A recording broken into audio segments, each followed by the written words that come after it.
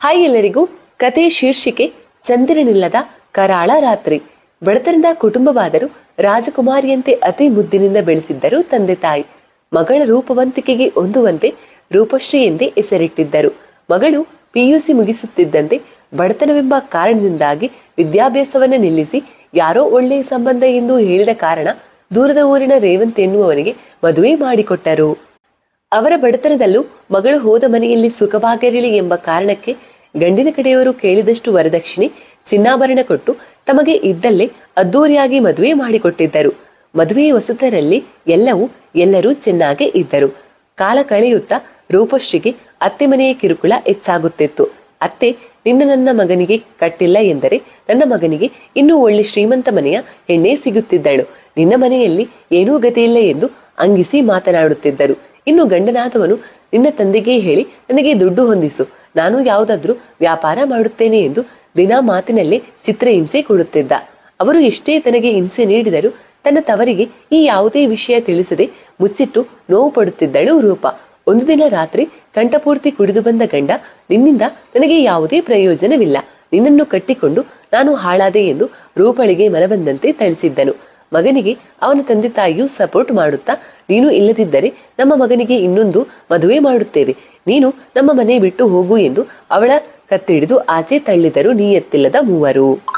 ಆ ರಾತ್ರಿಯಲ್ಲಿ ಎತ್ತ ಹೋಗಲು ತಿಳಿಯದೆ ಮನೆಯ ಮುಂದೆ ಅಳುತ್ತಾ ಕೂತಿದ್ದವಳು ಬಳಿ ಬಂದ ಅವಳ ಅತ್ತೆ ಅವಳ 2 ಕೆನ್ನೆಗೆ ಬಾರಿಸಿ, ಇಲ್ಲಿಂದ ಹೋಗು ಎಂದು ಹೇಳಿದೆ ಅಲ್ವಾ, ಇನ್ನು ಇಲ್ಲೇ ಕುಳಿತು ಕಣ್ಣೀರು ಹಾಕಿ ನಮ್ಮ ಮನೆಗೆ ದರಿದ್ರ ತರೋಕೆ ನೋಡ್ತಿದ್ಯಾ? ಇವಾಗ ಇಲ್ಲಿಂದ ಎದ್ದು ಹೋದರೆ ಸರಿ, ಇಲ್ಲವೆಂದರೆ ಸೀಮೆಯನ್ನೇ ಸುರಿದು ಬೆಂಕಿ ಹಚ್ಚಬೇಕಾಗುತ್ತೆ ಎಂದರು.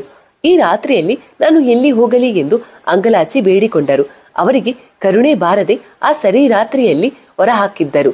ತನ್ನ ಹಣೆ ಬರಹಕ್ಕೆ ತನ್ನನ್ನೇ ಜರಿದುಕೊಳ್ಳುತ್ತಾ ಕತ್ತಲೆಯ ರಾತ್ರಿಯಲ್ಲಿ ಕಣ್ಣೀರಿಡುತ್ತಾ ಎತ್ತ ಹೋಗಬೇಕೋ ತಿಳಿಯದೆ ಮನಸ್ಸಿನ ಕೋಲಾಹಲದ ಯೋಚನೆಗಳಲ್ಲಿ ಕಾಲುಗಳು ಚಲಿಸಿದ ಕಡೆಗೆ ಹೆಜ್ಜೆ ನೀಡುತ್ತಾ ಹೊರಟಿದ್ದಳು. ಹಾಗೆ ನಡೆಯುತ್ತಾ ಬಂದವಳು ಊರು ದಾಟಿ ನಿರಾವ ಮೌನವಾಗಿರುವ ಸ್ಥಳದಲ್ಲಿ ಒಂದು ಮರದ ಕೆಳಗೆ ಬಂದು ಕುಳಿತಿದ್ದಳು. ಅಮಾವಾಸ್ಯೆಯ ಆದ್ದರಿಂದ ಸುತ್ತಲೂ ಕಗ್ಗತ್ತಲ ವಾತಾವರಣ. ಊರಿನ ಹೊರವಲಯ ಆದ್ದರಿಂದ ಬೀದಿ ದೀಪಗಳ ಕುರುಹೂ ಇಲ್ಲ. ಚಂದ್ರನಿಲ್ಲದ ಕಗ್ಗತ್ತಲ ರಾತ್ರಿಯಲ್ಲಿ ಕೀಟಗಳ ಗಿಗುಟ್ಟುವಿಕೆ, ಗೂಬೆಗಳ ಗೂಳಿಡುವ ಸದ್ದಿಗೆ ಮೈ ನೆಡುವಂತಹ ಸ್ಥಿತಿ. ಮನಸ್ಸಿಗೆ ಬೇಗುದಿಗೆ ಯಾವುದೇ ಭಯವಿಲ್ಲದೆ ಹೆಜ್ಜೆ ಹಾಕುತ್ತಾ ಬಂದವಳಿಗೆ ಈಗಿನ ವಾಸ್ತವತೆ ಮೈ ಜುಮ್ ಎಂದು ಒಂದು ಕ್ಷಣ ಮೈ ರೋಮಗಳೆಲ್ಲ ಸೆಟೆದು ನಿಂತಿದ್ದವು. ಅತ್ತಿತ್ತ ಕಣ್ಣಾಡಿಸಿದರೂ ನೋಡಲು ಒಂದು ನರಪಿಳ್ಳೆಯೂ ಇಲ್ಲ. ಮನೆಯವರ ಮಾತುಗಳಿಗೆ ಜೀವನವೇ ಬೇಡವೆಂದು ಕೊಂಡವಳಿಗೆ ಈಗಿನ ವಾತಾವರಣ ಭಯ ಹುಟ್ಟಿಸಿತ್ತು. ಮೈಯೆಲ್ಲ ನಡುಕ ಹತ್ತಿದರೂ ನಿಧಾನವಾಗಿ ಧೈರ್ಯ ತಂದುಕೊಂಡು ಮುಂದೆ 10 ಹೆಜ್ಜೆ ಇಟ್ಟಿದ್ದಾಳೇನು. ಅವಳ ಮುಂದೆ ಬಂದು ನಿಂತ ಒಂದು ಬಿಳಿ ಆಕೃತಿಯನ್ನ ಕಂಡು ನಿಂತಲ್ಲೇ ನಿಶ್ಚಲವಾಗಿ ನಿಂತು ಬಿಟ್ಟಿದ್ದಳು ರೂಪ. ತನ್ನ ಮುಂದೆ ಒಂದು ಬಿಳಿ ಆಕೃತಿ ಕಂಡಿದ್ದ ರೂಪ ತಟಸ್ಥವಾಗಿ ನಿಂತು ಬಿಟ್ಟಳು. ಆ ಆಕೃತಿ ತನ್ನ ಸಮೀಪಿಸುವ ಕ್ಷಣಕ್ಕೂ ಬೆವತು ನಡುಗಲಾರಂಭಿಸಿದ್ದಳು. ಯಾವುದೋ ಯೋಚನೆಯಲ್ಲಿ ಬಂದವಳಿಗೆ ಈಗ ಹೆಜ್ಜೆ ಸರಿಸಲು ಕಾಲುಗಳು ಸಹಕರಿಸುತ್ತಿಲ್ಲ. ನಿಶ್ಚಲ ಗೊಂಬೆಯಂತೆ ನಿಂತಿದ್ದಳೆ ವಿನಃ ಅವಳಲ್ಲಿ ಚಲನೆಯೇ ಇರಲಿಲ್ಲ. ಆ ಆಕೃತಿ ತನ್ನ ಸಮೀಪ ಬಂದಂತೆ ಭಯಕ್ಕೆ ಮೂರ್ಛೆ ಹೋಗಿ ಅಲ್ಲಿಯೇ ಬಿದ್ದು ಬಿಟ್ಟಳು ರೂಪ. ಇತ್ತ ಸೊಸೆಯನ್ನು ಹೊರಗಾಕಿ ಅವಳಿಗೆ ಏನಾಯ್ತು, ಈ ರಾತ್ರಿಯಲ್ಲಿ ಎಲ್ಲಿ ಹೋಗಿ ಎಂತ ಕಷ್ಟಕ್ಕೆ ಸಿಲುಕಿದ್ದಾಳೋ ಅನ್ನೋ ಒಂದಿಂತೂ ಯೋಚನೆ ಇಲ್ಲದೆ ನೆಮ್ಮದಿಯ ನಿದ್ದೆ ಮಾಡುತ್ತಿದ್ದರು ರೂಪಾಳ ಅತ್ತೆ ಮಾವ.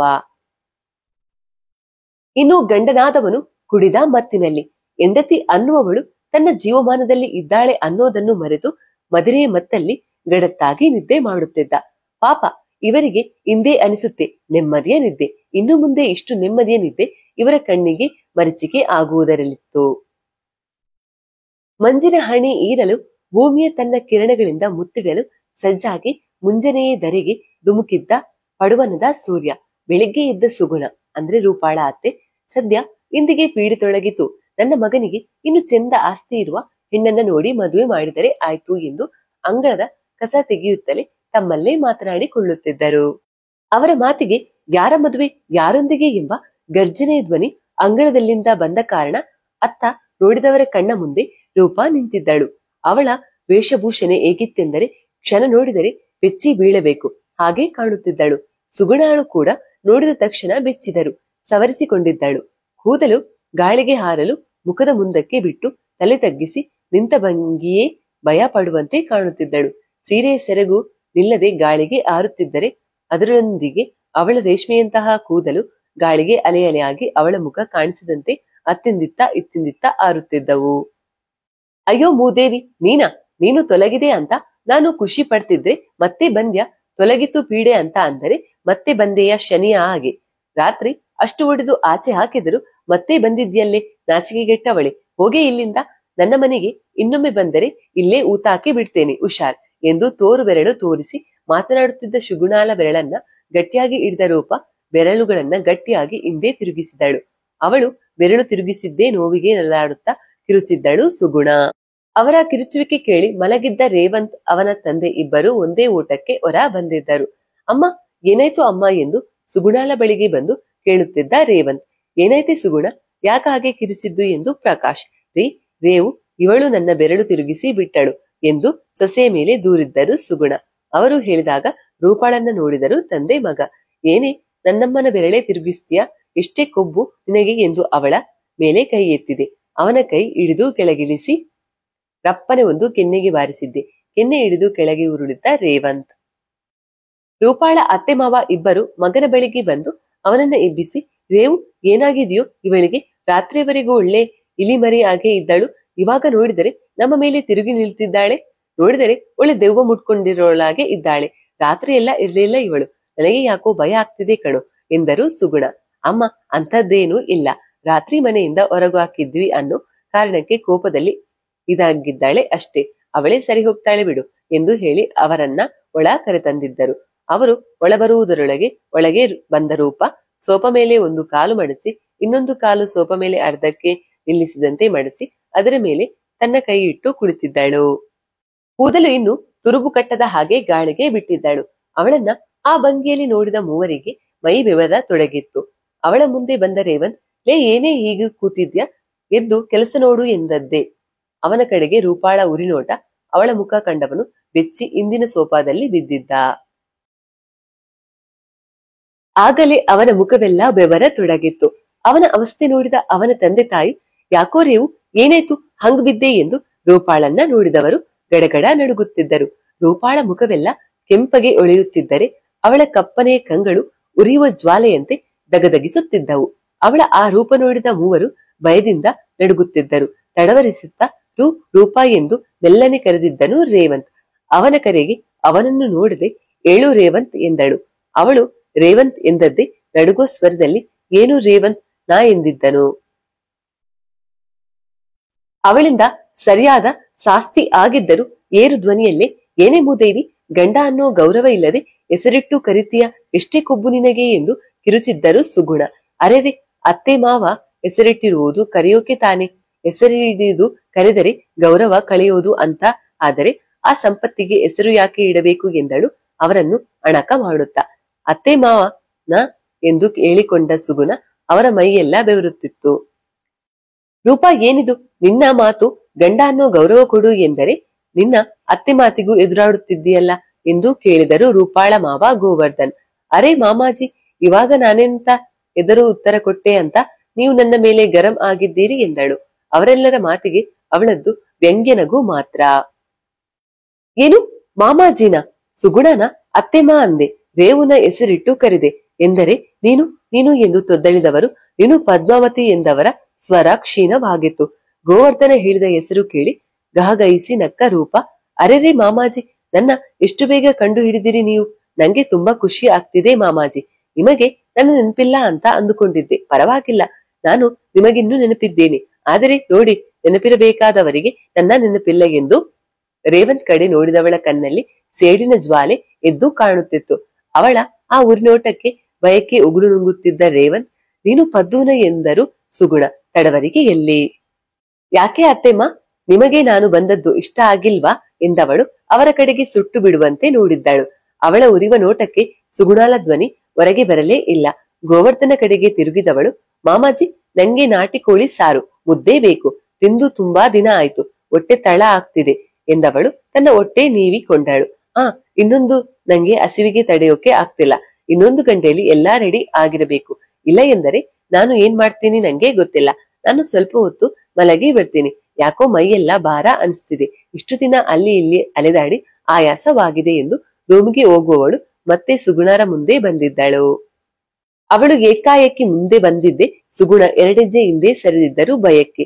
ಅತ್ತೆಮ್ಮ, ನಂಗೆ ಯಾಕೋ ಹೆವಿ ಖಾರ ತಿನ್ಬೇಕು ಅನಿಸ್ತಿದೆ, ಕೋಳಿ ಸಾರು ಖಾರವಾಗಿ ಮಾಡಿ ಎಂದು ಹೇಳಿ ತನ್ನ ರೂಮಿಗೆ ತೆರಳಿ ದಡಾರನೆ ಮಳಗಿ ಬಾಗಿಲಾಕಿದ್ದಳು. ಅವಳು ಬಾಗಿಲು ಹಾಕಿದ ಸದ್ದಿಗೆ ಮೂವರು ಒಮ್ಮೆಲೆ ಬೆಚ್ಚಿದರು. ರೂಪಾಳಲ್ಲಿ ಅಡಗಿರುವುದು ಪದ್ಮಾವತಿ ಎಂದು ತಿಳಿದ ನಂತರ ಮೂವರ ಮೈ ಬೆವರುತ್ತಿದ್ದರೆ ಅವರ ಬಟ್ಟೆ ಬೆವರಿನಿಂದ ನೆಂದು ತೇವವಾಗಿದ್ದವು. ಅವಳು ಹೋದದ್ದು ನೆನಪಾಗಿ ರೇವಂತ್ ನಾಟಿ ಕೋಳಿ ತರಲು ಹೋದರೆ ಸುಗುಣ ದಂಪತಿಗಳು ಅಡುಗೆ ಕೋಣೆಗೆ ತೆರಳಿದರು. ಒಬ್ಬೊಬ್ಬರೇ ಇರಬೇಕೆಂದರೂ ನಡುಗುವ ಪರಿಸ್ಥಿತಿ ಆಗಿತ್ತು ಅವರದ್ದು. ಹೋದ 10 ನಿಮಿಷದಲ್ಲಿ ನಾಟಿ ಕೋಳಿಯ ಮಾಂಸದೊಂದಿಗೆ ಬಂದಿದ್ದ ರೇವಂತ್. ಅವನು ಬರುವಷ್ಟರಲ್ಲಿ ಮಸಾಲೆಗೆ ಸಿದ್ಧಪಡಿಸಿದ್ದರು ಸುಗುಣ. ಪದ್ದು ಕೊಟ್ಟ ಸಮಯಕ್ಕೆ ಸರಿಯಾಗಿ ನಾಟಿ ಕೋಳಿ ಸಾರಿಗೆ ರಾಗಿ ಮುದ್ದೆ ಮಾಡಿದ್ದರು ಸುಗುಣ. ಕೋಳಿ ಸಾರಿನ ಘಮಕ್ಕೆ ನಿದ್ದೆಯಿಂದ ಎದ್ದು ಹೊರಗೆ ಬಂದಿದ್ದಳು ರೂಪಾಲಲ್ಲಿದ್ದ ಪದ್ದು. ಅತ್ತೆಮ್ಮ, ಸಾಂಬಾರ್ ಒಳ್ಳೆ ಗಮ್ ಅಂತಿದೆ, ವಾಸನೆಗೆ ಹೊಟ್ಟೆ ತುಂಬಿದಂತೆ ಆಗುತ್ತಿದೆ ನೋಡು, ಬೇಗ ಬೇಗ ಬಡಿಸು ಎಂದು ತಟ್ಟೆ ತೆಗೆದುಕೊಂಡು ಅಡುಗೆ ಕೋಣೆಯಲ್ಲೇ ಊಟಕ್ಕೆ ಕುಳಿತಳು. ರೂಪಾ ಊಟಕ್ಕೆ ಕೂರುತ್ತಲೇ ನಡುಗುವ ಕೈಗಳಿಂದಲೇ ಅಡಿಗೆ ಬಡಿಸಿದ್ದರು ಸುಗುಣ. ಒಂದು ತುತ್ತು ಬಾಯಿಗಿಟ್ಟವಳೆ, ಏನ್ ಅತ್ತೆಮ್ಮ ಇದು ಸರಿ, ಹೀಗೆ ಸ್ವಲ್ಪ ಖಾರ ಹೆಚ್ಚಾಗಿ ಅಂದರೆ ಇಷ್ಟು ಸಪ್ಪೆ ಮಾಡಿದ್ದೀರಾ ಎಂದು ಮುಖ ಕಿವುಚಿದ್ದಳು ಪದ್ದು. ಅವಳು ಸಪ್ಪೆ ಎಂದದ್ದು ಕೇಳಿ ಸುಗುಣ ಅವ್ವಾರಿದ್ದರು. ಯಾಕೆಂದರೆ ಒಂದು ಸಲಕ್ಕೆ ಸಾರಿಗೆ ಹಾಕುವ ಖಾರಕ್ಕಿಂತ 5 ಪಟ್ಟು ಹೆಚ್ಚು ಖಾರ ಹಾಕಿದ್ದರು ಸುಗುಣ. ಆದರೂ ಪದ್ದು ಸಪ್ಪೆ ಎಂದದ್ದು ಅಚ್ಚರಿ ಮೂಡಿಸಿತ್ತು. ಇಲ್ಲ ಪದ್ದು, ನೀನು ಹೇಳ್ದೆ ಅಂತ ಖಾರ ಹೆಚ್ಚೆ ಹಾಕಿದ್ದೇನೆ ಎಂದರು. ಹಾಗಾದ್ರೆ ನಾನೇನು ಸುಳ್ಳು ಹೇಳ್ತಿದ್ದೀನಾ? ಬೇಕಾದರೆ ತಿಂದು ನೋಡಿ ಎಂದು ಒಂದು ತುತ್ತು ಅವರಿಗೆ ನೀಡಲು ಹೋದಳು. ಅಯ್ಯೋ, ನಂಗೆ ಬೇಡ ಪದ್ದು, ಅದು ಖಾರ ಹೆಚ್ಚಿದೆ, ನಂಗೆ ಖಾರ ಜಾಸ್ತಿ ತಿಂದು ಅಭ್ಯಾಸ ಇಲ್ಲ ಎಂದರು. ಕೇಳದ ಪದ್ದು ಸುಗುಣಾಳ ಬಾಯಿಗೆ ಮುದ್ದೆ ದೊಡ್ಡ ಉಂಡೆ ಮಾಡಿ ಸಾರಲ್ಲಿ ಚೆನ್ನಾಗಿ ಅದ್ದಿ ತುರುಕಿದ್ದಳು ಪದ್ದು. ಆ ಖಾರಕ್ಕೆ ಸುಗುಣ ಕಿರುಚುತ್ತಾ ಮನೆಯೆಲ್ಲ ಓಡಾಡಿ ನೀರು ಕುಡಿದು ಸಕ್ಕರೆ ಸುರಿದುಕೊಂಡರು. ಖಾರ ಕಮ್ಮಿ ಆಗದೆ ನೆತ್ತಿಗೆ ಹತ್ತಿತ್ತು. ಕೆಮ್ಮುತ್ತಾ ಕಣ್ಣಲ್ಲಿ ನೀರು ಬಂದು ಒದ್ದಾಡುತ್ತಿದ್ದಳು ಸುಗುಣ. ಅವಳ ಆ ವೇದನೆ ನೋಡಿ ಪದ್ದುಗೆ ಹಾಲು ಕುಡಿದಷ್ಟು ಸಂತೋಷ ಆಗಿತ್ತು. ದೆವ್ವಗಳಿಗೆ ರಕ್ತ ಕುಡಿಯುವುದು ಇಷ್ಟ ಏನೋ ಅಲ್ವಾ? ಅವರು ಆ ಖಾರಕ್ಕೆ ಅಷ್ಟು ಒದ್ದಾಡುತ್ತಿದ್ದರು. ಪದ್ದು ಮಾತ್ರ ಅದನ್ನೇ ತಿನ್ನುತ್ತಿದ್ದಳು. ಕೋಳಿ ಸಾರಿಗೆ ನಿಂಬೆಹಣ್ಣಿನ ರಸ ಹಿಂಡಿ ಸೌತೆಕಾಯಿ ಹೋಳು ಈರುಳ್ಳಿ ಎರಡರನ್ನ ಇಟ್ಟುಕೊಂಡು ಅವರ ಮುಂದೆ ಕುಳಿತು ಮಾಡಿದ ಅಷ್ಟೂ ಅಡಿಗೆಯನ್ನು ಒಬ್ಬಳೇ ತಿಂದು ಮುಗಿಸಿದ್ದಳು ಪದ್ದು. ಗಡತ್ತಾಗಿ ತಿಂದು ತೇಗುತ್ತಾ ಸುಗುಣಾಳ ಬಳಿ ಬಂದವಳು, ಅತ್ತೆಮ್ಮ, ನಿನ್ ಕೈ ಅಡುಗೆ ಸೂಪರ್, ಈ ಸಲ ಮಾಡಿದಾಗ ಇನ್ನೂ ಚೂರು ಖಾರ ಎಸ್ಬೇಕು, ತುಂಬಾ ರುಚಿಯಾಗಿರುತ್ತೆ ಎಂದು ಹೇಳಿ ತನ್ನ ರೂಮ್ಗೆ ಹೋದಳು. ಅವಳು ತಿಂದು ಹೋದರೂ ಸುಗುಣಳಿಗೆ ಖಾರ ಕಮ್ಮಿ ಆಗದೆ ಕಣ್ಣಲ್ಲಿ ನೀರಿಟ್ಟು ಅಳುತ್ತಿದ್ದಳು. ಗೋವರ್ಧನ್, ರೇವಂತ್ ಇಬ್ಬರು ಏನೂ ಮಾಡಲಾಗದ ಅಸಹಾಯಕರಂತೆ ಇದ್ದರು. ಪದ್ದು ರೂಮಿಗೆ ಹೋಗುತ್ತಲೇ ಮೂವರು ಒಂದು ಬಳಿಗೆ ಸೇರಿದ್ದರು. ಗಂಡ ಮಗನ ಕಡೆಗೆ ನೋಡಿ, ರೇವು ಏನಾದ್ರೂ ಮಾಡಿ ಇಲ್ಲ ಎಂದರೆ ಇವಳು ನಮ್ಮನ್ನು ಉಳಿಸುವುದಿಲ್ಲ ಎಂದು ಗೋಳಾಡುತ್ತಿದ್ದಳು. ಲೇ ಸುಗುಣ, ಇದಕ್ಕೆ ಯಾವುದೋ ಒಂದು ಪರಿಷ್ಕಾರ ಹುಡುಕೋಣ, ಅಲ್ಲಿಯವರೆಗೂ ಇವಳ ಕಾಟವನ್ನ ತಡೆದುಕೊಳ್ಳಲೇಬೇಕು ಎಂದ ಗೋವರ್ಧನನ ಮುಖದಲ್ಲಿ ಗಂಭೀರ್ಯತೆ ಇದ್ದರೆ ಮಾತಿನಲ್ಲಿ ಕ್ರೌರ್ಯತೆ ಎದ್ದು ಕಾಣುತ್ತಿತ್ತು. ಪದ್ಮಾವತಿಯ ಕಾಟ ಮೂವರಿಗೂ ಹೆಚ್ಚಾಗಿತ್ತು. ಕುಂತರು ನಿಂತರು ಒಂದಿಲ್ಲ ಒಂದು ಕಾಟ ನೀಡುತ್ತಿದ್ದಳು.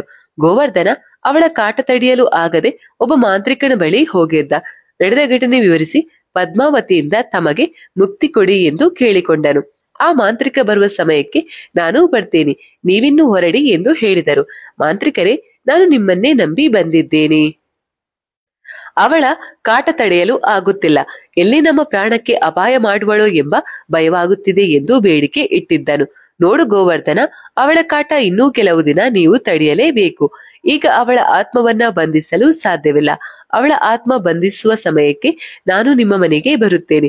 ಅಲ್ಲಿಯವರೆಗೂ ಈ ರಕ್ಷೆಯನ್ನ ಅವಳಿಗೆ ಕಾಣದ ರೀತಿ ನಿಮ್ಮ ಮೊನ ಕೈ ಮೇಲ್ಭಾಗದ ಕಟ್ಟಿಕೊಳ್ಳಿ ಎಂದು ಮಂತ್ರಿಸಿದ ರಕ್ಷೆಯನ್ನ ನೀಡಿದನು. ಸರಿ ಮಾಂತ್ರಿಕರೇ, ನಾನಿನ್ನು ಹೊರಡುತ್ತೇನೆ ಎಂದು ಹೊರಡಲನುವಾದನು ಗೋವರ್ಧನ. ಗೋವರ್ಧನ ಎಂದು ಕರೆದು ನಿಲ್ಲಿಸಿದ ಮಾಂತ್ರಿಕ ಅವನ ಕರೆಗೆ ಹೇಳಿ ಮಾಂತ್ರಿಕರೇ ಎಂದನು ಗೋವರ್ಧನ. ಗೋವರ್ಧನನಿಗೆ ಏನನ್ನೋ ಹೇಳಿ, ನೋಡು ಗೋವರ್ಧನ, ನಾನು ಹೇಳಿದ ಸಮಯಕ್ಕೆ ನಾನು ಹೇಳಿದ ಎಲ್ಲವನ್ನು ತಯಾರಿಸಿ ಇಟ್ಟಿರಬೇಕು. ಹಾಗೆ ನಾನು ಹೇಳಿದ್ದರ ಕಡೆಗೆ ಗಮನ ಕೊಡಿ. ಸ್ವಲ್ಪ ಅಜಾಗ್ರತೆಯಿಂದ ಇದ್ದರೂ ನಿಮ್ಮ ಪ್ರಾಣಕ್ಕೆ ಮುಪ್ಪು ಎಂದು ಎಚ್ಚರಿಕೆಯನ್ನು ನೀಡಿ ಕಳಿಸಿದ್ದನು ಮಾಂತ್ರಿಕ. ಮನೆಗೆ ಬಂದ ಗೋವರ್ಧನ ಮಗ ಹೆಂಡತಿಗೆ ಮಾಂತ್ರಿಕ ಕೊಟ್ಟ ರಕ್ಷೆ ಕಟ್ಟಿ ಅವನು ಹೇಳಿದ್ದು ಎಲ್ಲವನ್ನ ಚಾಚೂ ತಪ್ಪದೆ ಹೇಳಿದ್ದನು. ಅಯ್ಯೋರಿ, ಇನ್ನು ಅಷ್ಟು ದಿನ ಇವಳು ಕೊಡುವ ಕಾಟ ತಡೆಯಬೇಕಾ? ಈ 2 ದಿನಕ್ಕೆ ನಮಗೆ ನರಕ ದರ್ಶನ ತೋರಿಸಿದ್ದಾಳೆ. ಅಷ್ಟು ದಿನ ಇವಳನ್ನ ತಡೆಯುವುದು ಹೇಗೆ ಎಂದು ತಮ್ಮ ಮನದ ಬೇಗುದಿ ಹೇಳಿದ್ದಳು ಸುಗುಣ. ಚಿಂತಿಸಬೇಡ ಗುಣ, ಈ ರಕ್ಷೆ ಇರುವವರೆಗೆ ಅವಳಿಂದ ನಮಗೆ ಯಾವುದೇ ತೊಂದರೆ ಆಗುವುದಿಲ್ಲ ಎಂದು ಹೇಳಿದನು ಗೋವರ್ಧನ್. ಅವನ ಕೊನೆಯ ಮಾತು ಕೇಳಿಸಿಕೊಂಡ ಪದ್ಮಾವತಿ, ಓಹೋ, ನನ್ನಿಂದ ತಪ್ಪಿಸಿಕೊಳ್ಳಲು ರಕ್ಷೆ ತಂದುಕೊಂಡಿದ್ದೀರಾ? ಇರಲಿ, ಎಷ್ಟು ದಿನ ನನ್ನಿಂದ ತಪ್ಪಿಸಿಕೊಳ್ಳಲು ಸಾಧ್ಯ? ನಿಮಗೆಲ್ಲ ಒಂದು ಗತಿ ಕಾಣಿಸದೆ ನಾನು ಇಲ್ಲಿಂದ ಹೋಗುವುದಂತೂ ಇಲ್ಲ. ಅದೆಷ್ಟು ಆಟ ಆಡ್ತೀರಾ ನಾನು ನೋಡ್ತೀನಿ ಎಂದುಕೊಂಡ ಪದ್ದು ಅಲ್ಲಿಂದ ಸರಿದು ಹೋಗಿದ್ದಳು. ಪದ್ದು ಪ್ರತಿದಿನ ಮಾಂಸಾಹಾರವನ್ನ ಕೀಳುತ್ತಿದ್ದಳು. ಅವಳಿಗೆ ಭಯಪಟ್ಟು ಅವಳು ಕೇಳಿದ ಅಡಿಗೆ ಮಾಡಿ ಬಡಿಸುತ್ತಿದ್ದಳು ಸುಗುಣ. ಮಾಡಿದ ಅಡಿಗೆಯಲ್ಲಿ ಯಾವುದಾದ್ರೂ ಕೊಂಕು ಹುಡುಕಿ ಸುಗುಣಾಳಿಗೆ ತೊಂದರೆ ಮಾಡುತ್ತಿದ್ದಳು ಪದ್ದು. ಅವರನ್ನು ಮುಟ್ಟದೇ ಇರುವ ರೀತಿ ರಕ್ಷೆ ಕಟ್ಟಿಕೊಂಡಿದ್ದರು. ಪದ್ದು ಮಾತ್ರ ಸರಿಗೆ ಖಾರ ಆಗಿಲ್ಲ ಎಂದು ಖಾರ ತರಲು ಹೇಳಿ ಸುಗುಣ ಖಾರದ ಡಬ್ಬಿ ತಂದರೆ ಅದನ್ನು ಪಡೆದು ಬಾಕ್ಸ್ನಲ್ಲಿ ಇದ್ದ ಅಷ್ಟೂ ಖಾರದ ಪುಡಿ ಸುಗುಣ ರೇವಂತ್ ಮೇಲೆ ಸುರಿದು ಅಭಿಷೇಕ ಮಾಡಿ ಬಿಡುತ್ತಿದ್ದಳು. ಅವರು ಖಾರ ಕಣ್ಣಲ್ಲಿ ಬಿದ್ದು ಊರಿಗೆ ಒದ್ದಾಡುತ್ತಾ ಅದರ ಘಾಟಿಗೆ ಕೆಮ್ಮುತ್ತಾ ನೋವು ಪಡುತ್ತಿದ್ದರೆ ಅದನ್ನು ನೋಡಿ ಖುಷಿ ಪಡುತ್ತಿದ್ದಳು ಪದ್ದು. ಗಹಗಹಿಸಿ ನಗುವ ಪದ್ದು, ಅನುಭವಿಸಿ ಈಗ ತಿಳಿದಿರಬೇಕು ಅಲ್ವಾ ನಿಮ್ಗೆ ನನ್ನ ಪಾಡು, ನನ್ನ ನೋವು ಎಷ್ಟು ಅಂತ. ನೀವು ಮೂವರು ಸೇರಿ ನನಗೆ ಇದಕ್ಕಿಂತ ಹೆಚ್ಚಿನ ನರಕವನ್ನೇ ಕೊಟ್ಟಿದ್ದೀರಾ ಎಂದು ಕೋಪದಿಂದ ಬುಸುಗುಡುತ್ತಾ ಅವರಿಗೆ ತಿನ್ನಲು ಒಂದು ತುತ್ತು ಇರಿಸದೆ ತನಗೆ ಆದಷ್ಟು ತಿಂದು ಮಿಕ್ಕಿದ್ದನ್ನ ಆಚೆ ನಾಯಿಗಳಿಗೆ ಹಾಕುತ್ತಿದ್ದಳು. ಮತ್ತೆ ಅವರು ಅಡಿಗೆ ಮಾಡಿ ತಿನ್ನದಂತೆ ಏನಾದ್ರೂ ಒಂದು ಮಾಡುತ್ತಿದ್ದಳು. ಒಂದು ಸಲ ತಾನೇ ಕಾವಲಿಗೆ ಕುಳಿತರೆ ಮತ್ತೊಂದು ಸಲ ಗ್ಯಾಸ್ ಲೀಕ್ ಮಾಡಿ ಬಿಡುತ್ತಿದ್ದಳು. ಆದ್ದರಿಂದ ಮತ್ತೆ ಗ್ಯಾಸ್ ಹಚ್ಚಲು ಎದರಿ ನೀರು ಕುಡಿದು ಸುಮ್ಮನಾಗುತ್ತಿದ್ದರು ಮೂವರು. 2 ದಿನ ಇದೇ ದಿನಸರಿ ಮುಂದುವರೆದಿತ್ತು. 2 ದಿನ ಒಟ್ಟಿಗೆ ಊಟವಿಲ್ಲದೆ ಮೂವರು ತುಂಬಾ ಬಳಲಿದ್ದರು. ಅವರೊಂದಿಗೆ ಪದ್ದುಳ ಕಾಟ. ದೇಹಕ್ಕೆ ಆಯಾಸವಾಗಿದ್ದರೂ ಪದ್ದೋಳಿಗೆ ಭಯಬಿದ್ದು ಅಡಿಗೆ ಮಾಡಿ ಪದ್ದೋಳಿಗೆ ಬಡಿಸಿದಳು ಸುಗುಣ. ಒಂದು ತುತ್ತು ಬಾಯಿಗಿಟ್ಟ ಪದ್ದು ಅತ್ತೆಮ್ಮ ಎಂದಳು. ಅವಳು ಅತ್ತೆಮ್ಮ ಅಂದದ್ದೇ ನಡುಗುತ್ತಾ ಉಗುಳ್ನುಂಗುತ್ತಾ ಅವಳ ಕಡೆಗೆ ನೋಡಿದ್ದಳು ಗುಣ. ಸುಗುಣ ನೋಡಿದ್ದೆ ತಟ್ಟೆ ಬಿಸಿ ಅವರ ಮುಖಕ್ಕೆ ಎಸೆದಿದ್ದಳು ಪದ್ದು. ಅವಳು ತಟ್ಟೆ ಎಸೆದ ರಭಸಕ್ಕೆ ತಟ್ಟೆ ತುದಿ ಸುಗುಣಳ ಹಣೆಗೆ ತಗುಳಿ ರಕ್ತ ಜಿನುಗುತ್ತಿತ್ತು. ತಾಯಿಯ ರಕ್ತ ನೋಡಿದ ರೇವಂತ್ 4 ದಿನದಲ್ಲಿ ಮೊದಲ ಬಾರಿಗೆ ಪದ್ದೋಳ ಬಳಿ ಮಾತನಾಡಲು ಬಂದಿದ್ದ. ಪದ್ದು, ಇದು ಸರಿಯಲ್ಲ, ಅಮ್ಮನಿಗೆ ನೀನು ಈ ರೀತಿ ಮಾಡುವುದು ತಪ್ಪು ಎಂದನು ಕೋಪದಿಂದ. ಅವನ ಕೋಪ, ಅವನ ರೋಷದ ಮಾತು ಕೇಳಿ ಜೋರಾಗಿ ನಗುತ್ತಾ ಚಪ್ಪಾಳೆ ತಟ್ಟಿದಳು ಪದ್ದು. ಅವಳ ನಗು ನೋಡಿ ರೇವಂತಿಗೆ ಕೋಪ ಇನ್ನೂ ಹೆಚ್ಚಾಗಿತ್ತು. ಪದ್ದು ಎಂದು ಅಬ್ಬರಿಸಿದ್ದ ರೇವಂತ್. ಅವನ ಅಬ್ಬರಕ್ಕೆ ಸೊಪ್ಪು ಹಾಕದ ಪದ್ದು, ಯಾಕೆ ರೇವಂತ್ ಅವರೇ, ತಾಯಿಯ ರಕ್ತ ನೋಡಿ ನಿಮ್ಮ ಮೈಯಲ್ಲಿ ರಕ್ತ ಕುದಿಯುತ್ತಿದೆಯಾ? ಕುದಿಯಲೇಬೇಕು, ಎಷ್ಟಾದ್ರೂ ನಿಮ್ಮ ಮೈಯಲ್ಲಿ ಅರಿಯುತ್ತಿರುವುದು ಅವರದ್ದೇ ರಕ್ತ ಅಲ್ವಾ ಎಂದವಳ ಮಾತು ಪೂರಾ ವ್ಯಂಗ್ಯವಾಗಿದ್ದವು. ಕೂಲ್ ಮಿಸ್ಟರ್ ರೇವಂತ್, ನಿಮ್ಮಮ್ಮನಿಗೆ ಏನೂ ಆಗಿಲ್ಲ, ಜಸ್ಟ್ ಒಂಚೂರು ರಕ್ತ ಜಿನುಗಿದೆ ಅಷ್ಟೇ ಎಂದಳು. ಏನು ಸ್ವಲ್ಪ ರಕ್ತ ಜಿನುಗಿದೆಯಾ? ಆಗಲಿಂದ ರಕ್ತ ನಿಲ್ಲದೆ ನಮ್ಮಮ್ಮ ಒದ್ದಾಡುತ್ತಿದ್ದಾರೆ, ನಿನಗೆ ಖುಷಿ ಅಲ್ವಾ? ಹೇಗೆ ಮಾಡಿದ್ಯಾ ನೋಡು ಎಂದವನ ಧ್ವನಿ ತೀರಾ ಗಡುಸಾಗಿತ್ತು. ರೇವಂತ್ ಅವರೇ, ನಿಮ್ಮ ತಾಯಿನ ಹಾಸ್ಪಿಟಲ್ಗಾದ್ರೂ ಕರೆದುಕೊಂಡು ಹೋಗಿ, ಪಾಪ ಮುದಿ ಜೀವ, ತಡೆಯೋ ಶಕ್ತಿ ಇರಲ್ಲ ಎಂದಳು ಉಡಾಫೇಲಿ. ಅವಳಿಗೆ ಹೀಗೆ ಮಾಡಿದೆ ಅಂತ ಯಾವುದೇ ಪಶ್ಚಾತ್ತಾಪವೂ ಅವಳಲ್ಲಿ ಇರಲಿಲ್ಲ. ಬದಲಾಗಿ ಅವಳಲ್ಲಿ ದ್ವೇಷದ ಜ್ವಾಲೆ ಅತ್ತಿ ಉರಿಯುತ್ತಿತ್ತು. ರೇವಂತ್ ತನ್ನ ತಾಯಿಯನ್ನ ಹಾಸ್ಪಿಟಲ್ಗೆ ಕರೆದುಕೊಂಡು ಹೋದ. ರೇವಂತ್ ಸುಗುಣಾಳನ್ನ ಹಾಸ್ಪಿಟಲ್ಗೆ ಕರೆತಂದು ಅವರಿಗೆ ಚಿಕಿತ್ಸೆ ಕೊಡಿಸಿ, ಅವರು ತುಂಬಾ ಬಳಲಿದ್ದರಿಂದ ಅಲ್ಲೇ ಇದ್ದ ಹೋಟೆಲ್ನಲ್ಲಿ ಊಟ ಕೊಡಿಸಿ ತಾನೂ ತಿಂದು ಮನೆಗೆ ಕರೆದುಕೊಂಡು ಬಂದಿದ್ದನು. ಅಂದು ಪದ್ದು ಯಾರಿಗೂ ಕಾಟ ನೀಡದೆ ಸುಮ್ಮನೆ ಇದ್ದಳು. ಮರುದಿನದಿಂದ ಮತ್ತದೇ ವರಸೆ ಪದ್ದುಳದ್ದು. ಮೂವರಿಗೂ ನರಕ ದರ್ಶನ ಮಾಡಿಸುತ್ತಿದ್ದಳು. ಅವಳ ಕಾಟ ತಡೆಯುವುದೇ ದೊಡ್ಡ ಕಷ್ಟವಾಗಿತ್ತು ಅವರಿಗೆ. ಹೀಗೆ ದಿನಗಳು ಸರಿದು ಮಂತ್ರವಾದಿ ಗೋವರ್ಧನನ ಮನೆಗೆ ಬರುವ ದಿನವೂ ಬಂದಿತ್ತು. ಮಾಂತ್ರಿಕನಿ ಹೇಳಿದಂತೆ ಗೋವರ್ಧನ ಅವರ ಪೂಜೆಗೆ ಬೇಕಾದ ಸಿದ್ಧತೆಗಳನ್ನೆಲ್ಲ ಮಾಡಿದ್ದ. ಅಷ್ಟರಲ್ಲಿ ಮಾಂತ್ರಿಕನು ರೇವಂತನ ಮನೆಗೆ ಬಂದಿದ್ದ. ಮನೆಗೆ ಬಂದ ಮಾಂತ್ರಿಕನನ್ನ ಸ್ವಾಗತಿಸಿದರು ಗೋವರ್ಧನ ದಂಪತಿ ಹಾಗೂ ರೇವಂತ್. ಬೆಳಿಗ್ಗೆ ಎದ್ದ ಪದ್ದುಳಿಗೆ ಮನೆಯಲ್ಲಿ ಮಂತ್ರಗಳ ಸದ್ದು ಕೇಳಿ ಅವಳ ರೂಮ್ನಿಂದ ಹೊರಗೆ ಬಂದವಳು ಅದನ್ನೆಲ್ಲ ನೋಡಿ ಏನು ನಡೆಯುತ್ತಿದೆ ಇಲ್ಲಿ ಎಂದು ಗರ್ಜಿಸಿದಳು. ಅವಳ ಗರ್ಜನೆಗೆ ಸೊಪ್ಪು ಹಾಕದ ಗೋವರ್ಧನ, ನಿನ್ನ ಶಾಶ್ವತವಾಗಿ ಈ ಭೂಮಿಯಿಂದ ಕಳಿಸಲು ನಡೆಯುತ್ತಿರುವ ಕಾರ್ಯ ಎಂದನು.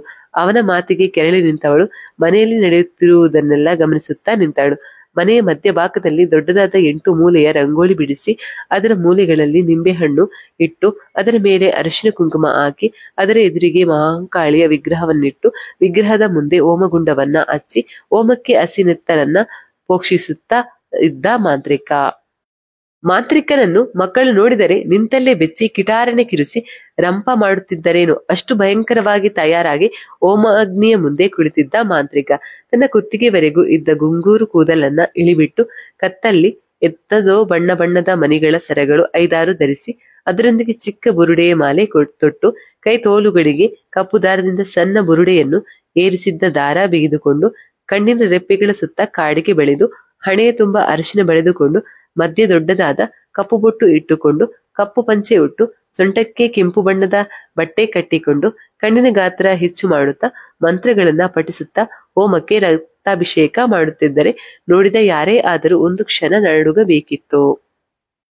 ಅವನ ಪೂಜೆ, ಅವನ ನಾಲಿಗೆಯಿಂದ ಹೊರಬರುತ್ತಿದ್ದ ಮಂತ್ರಗಳು ಎಲ್ಲವನ್ನ ನೋಡಿ ಕೇಳುತ್ತಿದ್ದ ಪದ್ದುಗಳಿಗೆ ಹಿಂಸೆ ಆಗುತ್ತಿತ್ತು. ಗಟ್ಟಿಯಾಗಿ ತನ್ನ 2 ಕೈಗಳಿಂದ ತನ್ನ ಕಿವಿಗಳನ್ನ ಹಿಡಿದುಕೊಂಡ ಪದ್ದು ನಿಲ್ಲಿಸು ಎಂದು ಜೋರಾಗಿ ಚೀರಿದ್ದಳು. ಅವಳ ಚೀರುವಿಕೆಗೆ ಗುಣದಂಪತಿ ರೇವಂತ್ ಹಾಗೂ ಮಾಂತ್ರಿಕನ 2 ಶಿಷ್ಯರು ಬೆಚ್ಚಿದರು. ಮಾಂತ್ರಿಕ ಮಾತ್ರ ಪದ್ದೋಳ ಧ್ವನಿ ತನಗೆ ಕೇಳಿಯೇ ಇಲ್ಲ ಎನ್ನುವಂತೆ ತನ್ನ ಕೆಲಸದ ಕಡೆಗೆ ಗಮನ ಹರಿಸಿದ್ದ. ಅವನ ಮಂತ್ರಗಳು ನಿಲ್ಲದೆ ಮೊಳಗುತ್ತಿರಲು ಪದ್ದು ಕೋಪಗೊಂಡು ಮನೆಯ ವಸ್ತುಗಳನ್ನೆಲ್ಲ ತನ್ನ ಕಣ್ಣು ಸನ್ನೆಯಲ್ಲಿ ದಿಕ್ಕಾಪಾಲಾಗುವಂತೆ ಮಾಡುತ್ತಿದ್ದಳು. ಅಲ್ಲಿಗೂ ಜಗ್ಗದ ಮಾಂತ್ರಿಕ ತನ್ನ ಕೆಲಸದಲ್ಲಿ ಮಗ್ನ. ಲೋ ಮಾಂತ್ರಿಕ ಬೈರ, ಇದಕ್ಕೂ ನಿನಗೂ ಯಾವುದೇ ಸಂಬಂಧವಿಲ್ಲ. ಇಲ್ಲಿಂದ ಮರ್ಯಾದೆಯಾಗಿ ಹೊರಟು ಹೋಗು, ಇಲ್ಲವೆಂದರೆ ನಿನ್ನ ಪ್ರಾಣಕ್ಕೆ ನೀನೇ ಕುತ್ತು ತಂದುಕೊಳ್ಳುತ್ತೀಯ ಎಂದು ಗರ್ಜಿಸಿದ್ದಳು ಪದ್ದು. ಅವಳ ಮಾತಿಗೆ ಗಹಗೈಸಿ ನಕ್ಕ ಭೈರವ. ನನ್ನ ಶಕ್ತಿಯ ಮುಂದೆ ನಿನ್ನ ಶಕ್ತಿ ಯಾವ ಲೆಕ್ಕ? ಯಕ್ಷಿತ್ ಒಂದು ಆತ್ಮ ನೀನು, ಬೇರೊಬ್ಬರ ದೇಹದಲ್ಲಿ ಅಡಗಿರುವ ನೀನು ನನ್ನ ಪ್ರಾಣವನ್ನ ತೆಗೆಯುವ ಮಾತಾಡುತ್ತಿರುವೆಯಾ? ಇಷ್ಟು ಹಾಸ್ಯಪರ ಮಾತು ಎಂದವನು ಮತ್ತೂ ನಗುತ್ತಾ ಹೋಮವನ್ನ ಮುಂದುವರಿಸಿದ್ದ. ಅವನ ಮಾತಿಗೆ ಕೆರಳಿದ ಪದ್ದು, ನನ್ನ ಬಗ್ಗೆ ಇಷ್ಟು ಕೇವಲವಾಗಿ ಮಾತಾಡ್ತೀಯಾ? ಇದಕ್ಕೆಲ್ಲ ಅನುಭವಿಸುತ್ತೀಯ ಬೈರ ಎಂದು ಕಿರುಚಿದ್ದಳು ಪದ್ದು. ಅವಳ ಮಾತಿಗೆ ಅವನ ನಗುವೆ ಉತ್ತರವಾಗಿತ್ತು. 10 ನಿಮಿಷಗಳು ಸಂಧಿಸಿದರೂ ಯಾರೂ ಪದ್ದುಳ ಕಡೆಗೆ ಗಮನ ಹರಿಸಲಿಲ್ಲ. ಪದ್ದು ಎಂದರೆ ಭಯದಿಂದ ಅವಳು ಕೇಳಿದ್ದನ್ನು ಮಾಡಿಕೊಡುತ್ತಿದ್ದ ಸುಗುಣ ಇಂದು ಬೈರ ಇರುವ ಕಾರಣ ಒಂದು ಹನಿ ನೀರು ನೀಡುವುದು ಇರಲಿ, ಒಂದು ಓರೆ ನೋಟವನ್ನ ಹರಿಸಿರಲಿಲ್ಲ. ಭೈರವ ತನ್ನ ಹೋಮವನ್ನ ಮುಂದುವರಿಸುತ್ತಲೇ ಪದ್ದೂಳ ಮೇಲೆ ಮಂತ್ರಿಸಿದ ನೀರನ್ನ ಪೋಕ್ಷಿಸಿದ್ದ. ಆ ಮಂತ್ರದ ನೀರು ತನ್ನ ಮೈಮೇಲೆ ಬೀಳುತ್ತಲೇ ತೂರಾಡುತ್ತಾ ಆ 8 ಮೂಲೆಯ ರಂಗವಲ್ಲಿಯಲ್ಲಿ ಹುಕ್ಕರಿಸಿದ್ದಳು ಪದ್ದು. ಅವಳ ಮೈಯೆಲ್ಲ ಅತ್ತಿಂದಿತ್ತ ಓಲಾಡುತ್ತಿದ್ದರೆ ಕಟಿಕಟಿ ಹಲ್ಲು ಕಡಿಯುತ್ತಾ, ಲೋ ಬೈರೆ, ಇವತ್ತು ನನ್ನ ಬಲಿಗೆ ಸಿದ್ಧವಾದವರನ್ನ ಕಾಪಾಡಲು ಬಂದು ನನ್ನನ್ನೇ ಬಂಧಿಸಲು ಹೊರಟಿದ್ಯಾ? ನನ್ನ ಮಾತು ಕೇಳಿ ಇದನ್ನು ಇಲ್ಲಿಯೇ ನಿಲ್ಲಿಸಿಬಿಡು ಎಂದು ಮತ್ತೊಮ್ಮೆ ಭರ್ಜರಿ ಎಚ್ಚರಿಕೆಯನ್ನು ನೀಡಿದ್ದಳು ಪದ್ದು. ಆದರೆ ಅವಳ ಮಾತು ಗಾಳಿಗೆ ತೂರಿದ ಭೈರವ ಅವಳನ್ನು ಬಂಧಿಸುವ ಕಾರ್ಯದಲ್ಲಿ ತಲ್ಲೀನನಾದ. ಭೈರವ ಮಂತ್ರಿಸಿದ ನೀರು ಪದ್ದುಳ ಮೇಲೆ ಪ್ರೋಕ್ಷಿಸುತ್ತಲೇ 8 ಮೂಲೆಯ ರಂಗವಲ್ಲಿಯಲ್ಲಿ ತೂರಾಡುತ್ತಾ ಕುಳಿತ ಪದ್ದು, ಏ ಭೈರ, ನಿನ್ನಿಂದ ನನ್ನನ್ನು ಏನೂ ಮಾಡೋಕೆ ಆಗುವುದಿಲ್ಲ. ಸುಮ್ಮನೆ ಕಾಲಹರಣ ಮಾಡದೆ ಇಲ್ಲಿಂದ ಹೊರಡು. ನನ್ನ ಕೆಲಸಕ್ಕೆ ಸುಮ್ಮನೆ ಅಡ್ಡಿಯಾಗಿ ನಿಂತು ಸಮಯ ವ್ಯಥ ಮಾಡದಿರು ಎಂದು ಗುಡುಗಿದ್ದಳು ಪದ್ದು. ನನ್ನನ್ನು ಎದುರುಗೊಳ್ಳಲಾರೆ ನೀನು, ಆದರೂ ನಿನ್ನ ಧೈರ್ಯಕ್ಕೆ ಮೆಚ್ಚಿದೆ ಎಣ್ಣೆ. ಒಂದು ಆತ್ಮವಾಗಿಯೂ ನನಗೆ ಸವಾಲಿಸಿದ್ದು ನಿಂತಿರುವ ನಿನ್ನನ್ನು ನೋಡಿದರೆ ಆನಂದವಾಗುತ್ತಿದೆ. ಆದರೆ ನನ್ನ ಸಹಾಯ ಪಡೆದು ಬಂದ ಇವರಿಗೆ ನಿನ್ನಿಂದ ತೊಂದರೆ ಆಗಲು ಬಿಡುವುದಿಲ್ಲ ನಾನು ಎಂದನು ಭೈರವ. ಗಹಗೈಸಿ ನಕ್ಕ ಪದ್ದು, ಏನು, ಇವರನ್ನ ನನ್ನಿಂದ ಕಾಪಾಡಲು ಬಂದಿದ್ಯಾ? ಅದು ನಿನ್ನಿಂದ ಸಾಧ್ಯವಿಲ್ಲ ಭೈರ. ಅವರನ್ನ ಕಾಪಾಡಲು ಬಂದು ನಿನ್ನ ಜೀವ ಕಳೆದುಕೊಳ್ಳಬೇಡ. ನನ್ನ ಮಾತು ಕೇಳಿ ಇಲ್ಲಿಂದ ಹೊರಡು ಎಂದು ಅಬ್ಬರಿಸಿದ್ದಳು. ಸರಿ, ನಿನಗೆ ಇವರನ್ನ ಒಪ್ಪಿಸುತ್ತಿದ್ದೀನಿ. ಆದರೆ ನೀನು ಯಾರು? ಯಾಕಾಗಿ ಬಂದಿದ್ಯಾ? ಈ ಹೆಣ್ಣಿನ ದೇಹದಲ್ಲಿ ಏನಕ್ಕೆ ಇದ್ಯಾ? ಇವರನ್ನು ಕೊಲ್ಲುವುದಕ್ಕೆ ಯಾಕೆ ಪ್ರಯತ್ನಿಸುತ್ತಿರುವೆ ಎಂದು ಕೇಳಿದ್ದನು ಭೈರವ. ಅವನ ಮಾತು ಕೇಳಿ ದೊಡ್ಡದಾಗಿ ನಕ್ಕ ಪದ್ದು, ಏನು, ನೀನು ಇವರನ್ನ ನನಗೆ ಬಿಟ್ಟುತ್ತೀಯಾ? ನೀನು ಇಲ್ಲಿಂದ ಹೊರಟು ಹೋಗಿ ನಿನ್ನ ಪ್ರಾಣ ಉಳಿಸಿಕೋ ಎಂದರೆ ಇವರ ಪ್ರಾಣವನ್ನ ನನಗೆ ಭಿಕ್ಷೆ ನೀಡುತ್ತೀಯೇ ಎನ್ನುತ್ತಿದ್ದೀಯಲ್ಲ ಎಂದವಳು ಗಹಗೈಸಿ ನಗುತ್ತಾ. ಆದರೂ ನಾನು ಯಾರು ಎಂದು ನಿನ್ನ ಬಳಿ ಸಹಾಯ ಎಂದು ಪ್ರಾಣ ಭಿಕ್ಷೆ ಕೇಳಿ ಬಂದ ಈ ಕೊಲೆಗಡುಕರರು ಹೇಳಲಿಲ್ಲವೇ ಎಂದಳು. ಅವಳ ಮಾತಿಗೆ ಭೈರವ ಗೋವರ್ಧನ್ ಅವರ ಮುಖ ನೋಡಿದರೆ ಪರವಾಗಿಲ್ಲ ಬಿಡು ಭೈರ, ನನ್ನ ಕಥೆಯನ್ನು ನಾನೇ ಹೇಳ್ತೀನಿ ಎಂದಳು ಪದ್ದು. ನಮ್ಮದು ಚಿಕ್ಕ ಕುಟುಂಬ. ಅಮ್ಮ ಶಕುಂತಲ, ಅಪ್ಪ ಶಂಕರ್, ಅವರ ಮುದ್ದಿನ ಮಗಳು ನಾನು. ಮನೆಯಲ್ಲಿ 3 ಆದರೂ ತುಂಬಾ ಚೆನ್ನಾಗಿ ಇದ್ವಿ. ನಾನು ಕೇಳುವ ಮುಂಚೆ ಎಲ್ಲ ನನ್ನ ಕಣ್ಣ ಮುಂದೆ ತಂದಿರಿಸುವ ಅಪ್ಪ ಅಮ್ಮ. ನಾನು ಇಷ್ಟಪಟ್ಟದ್ದನ್ನ ಕಷ್ಟವಾದರೂ ಸರಿ ತಂದುಕೊಡುತ್ತಿದ್ದರು ನನ್ನ ಅಪ್ಪ. ನನ್ನ ಓದು, ನಾನು ಧರಿಸುವ ಬಟ್ಟೆ, ನನಗೆ ಬೇಕೆನಿಸಿದ ಎಲ್ಲವೂ ನನ್ನ ಇಷ್ಟಕ್ಕೆ ಮಾಡುತ್ತಿದ್ದರು ಅಪ್ಪ ಅಮ್ಮ. ಅಪ್ಪ ತನ್ನದೇ ಚಿಕ್ಕ ವ್ಯಾಪಾರ ನಡೆಸುತ್ತಿದ್ದರು. ಅಮ್ಮ ಗೃಹಿಣಿ. ನಾನು ಕಾಲೇಜ್ ಫ್ರೆಂಡ್ಸ್ ಎಂದು ಖುಷಿಯಾಗಿ ಇದ್ದೆ. ನಮ್ಮ ಖುಷಿಗೆ ಭಂಗವಾಗುವಂತದ್ದೇ ಬಂದವನೇ ರೇವಂತ್. ಅವನ ತುಂಟತನ ಯಾರನ್ನಾದರೂ ಅವನ ಮಾತಿನ ಮೋಡಿಗೆ ಸಿಲುಕಿಸಬಲ್ಲವನು. ಅವನಿಗೆ ನಾನು ಸಹಜವಾಗಿ ಆಕರ್ಷಿತಳಾಗಿದ್ದೆ. ಒಂದು ದಿನ ನನ್ನ ಮುಂದೆ ಮಂಡಿಯೂರಿ ಹೂಗುಚ್ಛವನ್ನ ಹಿಡಿದು ಕುಳಿತು ನನಗೆ ಪ್ರೀತಿ ನಿವೇದನೆ ಮಾಡಿದವರಿಗೆ ಅವನ ನಿವೇದನೆಯನ್ನ ಕೂಡಲೇ ಒಪ್ಪಿಕೊಂಡಿದ್ದೆ. ಅವನ ಪ್ರೀತಿಲಿ ಜಗವನ್ನೇ ಮರೆಯುತ್ತಿದ್ದೆ ನಾನು. ಬೇರೆ ಯಾರಿಂದ ಆದರೂ ನನ್ನ ಪ್ರೀತಿ ವಿಷಯ ಅಪ್ಪನಿಗೆ ತಿಳಿಯುವ ಮುಂಚೆ ನಾನೇ ನನ್ನ ಪ್ರೀತಿ ಬಗ್ಗೆ ಹೇಳಿ ರೇವಂತನ ಪರಿಚಯ ಮಾಡಿಸಬೇಕು ಎಂದುಕೊಂಡು ಒಂದು ದಿನ ಅಮ್ಮ ಅಪ್ಪನಿಗೆ ರೇವಂತನ ಪರಿಚಯಿಸಿದ್ದೆ. ನನ್ನ ಇಷ್ಟಕ್ಕೆ ಎದುರಾಡದ ಅಪ್ಪ ಅಮ್ಮ ಕೂಡಲೇ ಒಪ್ಪಿಗೆ ತಿಳಿಸಿದ್ದರು. 2 ದಿನ ಸಮಯ ಕೇಳಿದ್ದರು. ಅಪ್ಪನನ್ನು ಒಪ್ಪಿಸಿ ತೀರುವೆ ಎಂದು ನನಗೆ ನಂಬಿಕೆ ಇತ್ತು. 2 ದಿನ ಇದರ ಬಗ್ಗೆ ಏನೆಂದು ಮಾತನಾಡದ ಅಪ್ಪ ಮಾರನೇ ದಿನ ಹುಡುಗನ ಕಡೆಯವರು ನಮಗೆ ಸರಿ ಹೊಂದಲ್ಲ ಪದ್ದು. ಅವರಿಗೆ ಇರಲು ಸ್ವಂತ ಮನೆಯೂ ಇಲ್ಲ, ಬಾಡಿಗೆ ಮನೆಯಲ್ಲಿ ಇದ್ದಾರೆ. ಅಂತಹ ಮನೆಗೆ ನಿನ್ನ ಮದುವೆ ಮಾಡಿಕೊಟ್ಟು ನೀನು ಕಷ್ಟಪಡುವುದು ನೋಡಲಾರೆ ಎಂದಿದ್ದರು. ಆದರೆ ರೇವಂತನ ಹುಚ್ಚು ಪ್ರೀತಿಯಲ್ಲಿ ತೇಲುತ್ತಿದ್ದ ನನಗೆ ಅವನ ಬಡತನ ಅಷ್ಟು ಸಮಸ್ಯೆ ಎನಿಸಿರಲಿಲ್ಲ. ಅಪ್ಪನಲ್ಲಿ ವಾದ ಮಾಡಿದ್ದೆ. ಅವರಿಗೆ ಇಲ್ಲದಿದ್ದರೆ ಏನಂತೆ, ನಮಗಿದೆ ಅಲ್ವಾ ಎಂದು. ನನ್ನ ಹಠಕ್ಕೆ ಮಣಿದು ಅಪ್ಪ ಮದುವೆಗೆ ಒಪ್ಪಿ ವಿಜೃಂಭಣೆಯಿಂದ ಮದುವೆ ಮಾಡಿದ್ದರು. ಆದರೆ ಅಪ್ಪ ಅಮ್ಮ ನಮ್ಮ ಮದುವೆ ಆದ 1 ತಿಂಗಳಲ್ಲಿಯೇ ಆಕ್ಸಿಡೆಂಟ್ ಅಲ್ಲಿ ತೀರಿಕೊಂಡರು. ಅಪ್ಪ ಅಮ್ಮ ಇಬ್ಬರನ್ನ ಒಟ್ಟಿಗೆ ಕಳೆದುಕೊಂಡ ನನಗೆ ಆ ವಿಷಯ ಜೀರ್ಣಿಸಿಕೊಳ್ಳಲು ಆಗಲಿಲ್ಲ. ಅವರಿಬ್ಬರ ನೆನಪಿನಲ್ಲಿ ಕೊರಗುತ್ತಿದ್ದ ನನಗೆ ಧೈರ್ಯ ಹೇಳಿ ಆಸರೆಯಾಗಿ ನಿಂತದ್ದು ರೇವಂತ್. ಅವನ ಕಾಳಜಿ ಪ್ರೀತಿಯಲ್ಲಿ ಅಮ್ಮ ಅಪ್ಪನ ಅಗಲಿಕೆಯನ್ನ ಕೊಂಚ ಕೊಂಚವೇ ಮರೆಯುತ್ತಾ ಬಂದೆ. ಅಪ್ಪ ಅಮ್ಮನ ಕಾರ್ಯಗಳನ್ನೆಲ್ಲ ರೇವಂತನೇ ಮಾಡಿ ಮುಗಿಸಿದ್ದ. ಅತ್ತೆ ಮಾವ ಅಪ್ಪ ಅಮ್ಮ ಅಗಲಿದ ನಂತರ ನಮ್ಮ ಮನೆಯಲ್ಲಿಯೇ ಬಂದು ಉಳಿದುಕೊಂಡಿದ್ದರು. ನನಗಾದರೂ ಇನ್ನು ಇರುವವರು ಅವರೇ ಎಂದು ಸುಮ್ಮನಿದ್ದೆ. ರೇವಂತ್ ಅಪ್ಪ ಅಮ್ಮನ ಕಾರ್ಯಗಳನ್ನ ಮಾಡುತ್ತಿದ್ದರೆ ತುಂಬಾ ಖುಷಿ ಪಟ್ಟಿದ್ದೆ. ಮಗನಿಲ್ಲ ಎಂಬ ಅಪ್ಪ ಅಮ್ಮನಿಗೆ ಮಗನಾಗಿ ಎಲ್ಲ ಕಾರ್ಯ ಮಾಡುತ್ತಿದ್ದಾನೆ ಎಂದು ಸಂತಸ ಪಟ್ಟಿದ್ದೆ. ಅಪ್ಪ ಅಮ್ಮನ ಅಗಲಿಕೆ 1 ತಿಂಗಳ ನಂತರ ಮೊದಲಿನಂತೆ ಆಗಿದ್ದೆ. ಆದರೆ ಅತ್ತೆ ಮಾವನವರಲ್ಲಿ ಏನೋ ಬದಲಾವಣೆ ಕಾಣುತ್ತಿತ್ತು. ಏನೆಂದು ನಾನು ತಿಳಿಯುವ ಗೋಜಿಗೆ ಹೋಗುವರಲಿಲ್ಲ. ಕ್ರಮೇಣ ಬರುತ್ತಾ ರೇವಂತನ ಪ್ರವರ್ತನೆಯು ಬದಲಾಗುತ್ತಾ ಬಂದಿತ್ತು. ರೇವಂತ್ನಲ್ಲೂ ಬದಲಾವಣೆ ಕಂಡರೂ ತಂದೆ ತಾಯಿಯನ್ನು ಅಗಲಿದ ನೋವಿನಲ್ಲಿ ನಾನು ಅಷ್ಟು ಇಡಿಸಿಕೊಂಡಿರಲಿಲ್ಲ. ಬರುತ್ತಾ ಅತ್ತೆಯ ಕಾಟ ಹೆಚ್ಚಾಗುತ್ತಿತ್ತು. ಏನೇ ಮಾಡಿದರೂ ಯಾವುದೋ ಒಂದು ತಗಾದೆ ತೆಗೆದು ರಂಪ ಮಾಡುತ್ತಿದ್ದರು. ಎಷ್ಟು ಚೆನ್ನಾಗಿ ಅಡುಗೆ ಮಾಡಿದರೂ ಅದರಲ್ಲಿ ಉಪ್ಪು ಆಗಿಲ್ಲ, ಖಾರ ಇಲ್ಲ ಎಂದು ಚೆಲ್ಲಿ ಹೋಗುತ್ತಿದ್ದರು. ಅದನ್ನೆಲ್ಲ ಸ್ವಚ್ಛ ಮಾಡಿ ಏನಾದ್ರೂ ತಿನ್ನೋಣವೆಂದರೆ ಅಗಲು ಅನ್ನ ಇರಿಸದೆ ತಿಂದು ತೇಗುತ್ತಿದ್ದರು. ಎಲ್ಲೋ ಯಾವುದೋ ಕೋಪಕ್ಕೆ ಹೀಗೆ ಆಡುತ್ತಿದ್ದಾರೆ ಎಂದು ನಾನೇ ಸಮಾಧಾನವಾಗಿ ಬಿಡುತ್ತಿದ್ದೆ. ರೇವಂತ್ ಬಳಿ ಇದರ ಬಗ್ಗೆ ಹೇಳಿದರೂ ಯಾವುದೇ ಪ್ರಯೋಜನ ಇರುತ್ತಿರಲಿಲ್ಲ. ಅಮ್ಮನೊಂದಿಗೆ ನೀನೇ ಹೊಂದಿಕೊಂಡು ಬಾಡು ಎಂದು ಹೇಳಿ ಸುಮ್ಮನಾಗಿ ಬಿಡುತ್ತಿದ್ದನು. ದಿನ ಕಳೆಯುತ್ತಾ ನನಗೆ ಎಲ್ಲವೂ ಅರ್ಥವಾಗುತ್ತಾ ಹೋದರೂ ಅತ್ತೆ ಮಾವನಿಗೆ ನನ್ನ ಆಸ್ತಿ ಎಂದರೆ ಇಷ್ಟ ಹೊರತು ನಾನೆಂದರೆ ಅಲ್ಲ ಎಂದು ಅವರ ನಡವಳಿಕೆಯಲ್ಲೇ ತಿಳಿಯುತ್ತಿತ್ತು. ಇನ್ನು ಗಂಡನಾದವನು ತನ್ನ ಅವಶ್ಯಕತೆಗೆ ಮಾತ್ರ ಹೆಂಡತಿ ಬೇಕಾಗಿದ್ದಳು ಎಂದು ನನಗೆ ತುಂಬ ತಡವಾಗಿ ಮನವರಿಕೆ ಆಯ್ತು ಎಂದು ಹೇಳಿದಳು ಪದ್ದು. ಇನ್ನು ದಿನಕ್ಕೆ ಒಮ್ಮೆಯಾದರೂ ಅತ್ತೆಯ ಬಾಯಲ್ಲಿ ಇಷ್ಟು ತಿಂಗಳಾದರೂ ನೀನಿನ್ನು ತಿಂಗಳು ತಪ್ಪಿಲ್ಲಲಿಲ್ಲ. ನಿನ್ನಮ್ಮನಿಂದ ಈ ಮನೆ ವಂಶವೇ ಬೆಳಗಲಿಲ್ಲ. ಇನ್ನು ನೀನು ಅವಳ ಮಗಳು. ನಿನಗೂ ಆ ಯೋಗ ಇದೆಯೋ ಇಲ್ವೋ? ನನ್ನ ಮಗ ಇಂಥ ಬಂಜೆನ ಮದ್ವೆಯಾಗಿ ನಮ್ಮ ವಂಶ ಇಲ್ಲಿಗೆ ನಿಲ್ಲೋ ಹಾಗೆ ಮಾಡಿಬಿಟ್ಟ ಎಂದು ನನಗೆ ಬೈಯಲು ಶುರು ಮಾಡೋರು.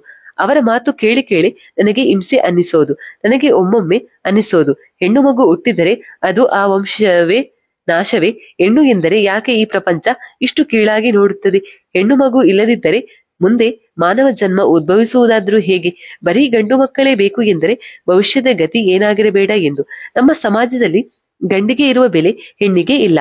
ಅವಳು ಎಷ್ಟೇ ಕಷ್ಟಪಟ್ಟರೂ ಎಂತಹದೇ ಸಾಧಿಸಿದರೂ ಅವಳ ಸ್ಥಾನ ನೀಡುವುದು ಅಡುಗೆ ಕೋಣೆಗೆ ಆಗಿರುತ್ತದೆ. ಅಪ್ಪ ಅಮ್ಮನ ಅಗಲಿಕೆ, ಅತ್ತೆ ಮಾವನ ಕಟು ಮಾತುಗಳು ಎಲ್ಲವನ್ನು ನೆನೆದರೆ ಜೀವದ ಮೇಲೆ ಅಸಹ್ಯವಾಗೋದು. ಬದುಕಿದ್ದು ಏನೂ ಪ್ರಯೋಜನ ಎನ್ನಿಸಿ ಬಿಡುತ್ತಿತ್ತು. ಇಷ್ಟೆಲ್ಲ ಅವರಮ್ಮನ ಮಾತು ಕೇಳಿದರೂ ಏನೊಂದು ಹೇಳುತ್ತಿರಲಿಲ್ಲ ರೇವಂತ್. ಅವನ ನಿರ್ಲಕ್ಷ್ಯ ನನ್ನನ್ನು ಇನ್ನೂ ಕುಸಿಯುವಂತೆ ಮಾಡುತ್ತಿತ್ತು. ಹೀಗೆ ದಿನಗಳು ಸಾಗಿ ನಮ್ಮ ಮದುವೆ ಆಗಿ ಆಗಲೇ 6 ತಿಂಗಳು ಮುಗಿದಿತ್ತು. ಈ ನಡುವೆ ರೇವಂತನ ಕುಡಿಯುವ ಚಟವು ಹೆಚ್ಚಾಗಿತ್ತು.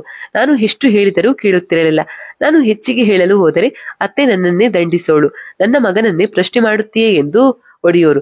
ದಂಡಿಸಿ ಬುದ್ಧಿ ಹೇಳಬೇಕಾದ ತಾಯಿಯೇ ಮಗನ ಕೆಟ್ಟ ಚಟಕ್ಕೆ ಸಪೋರ್ಟ್ ಮಾಡುತ್ತಿದ್ದರು. ಹೀಗೆ ಒಂದು ದಿನ ಮನೆಯಲ್ಲಿ ಕೆಲಸ ಮಾಡುವಾಗ ಮಂಜಾದಂತೆ ಆಗಿ ಅಲ್ಲೇ ಕುಸಿದು ಕುಳಿತಿದ್ದೆ.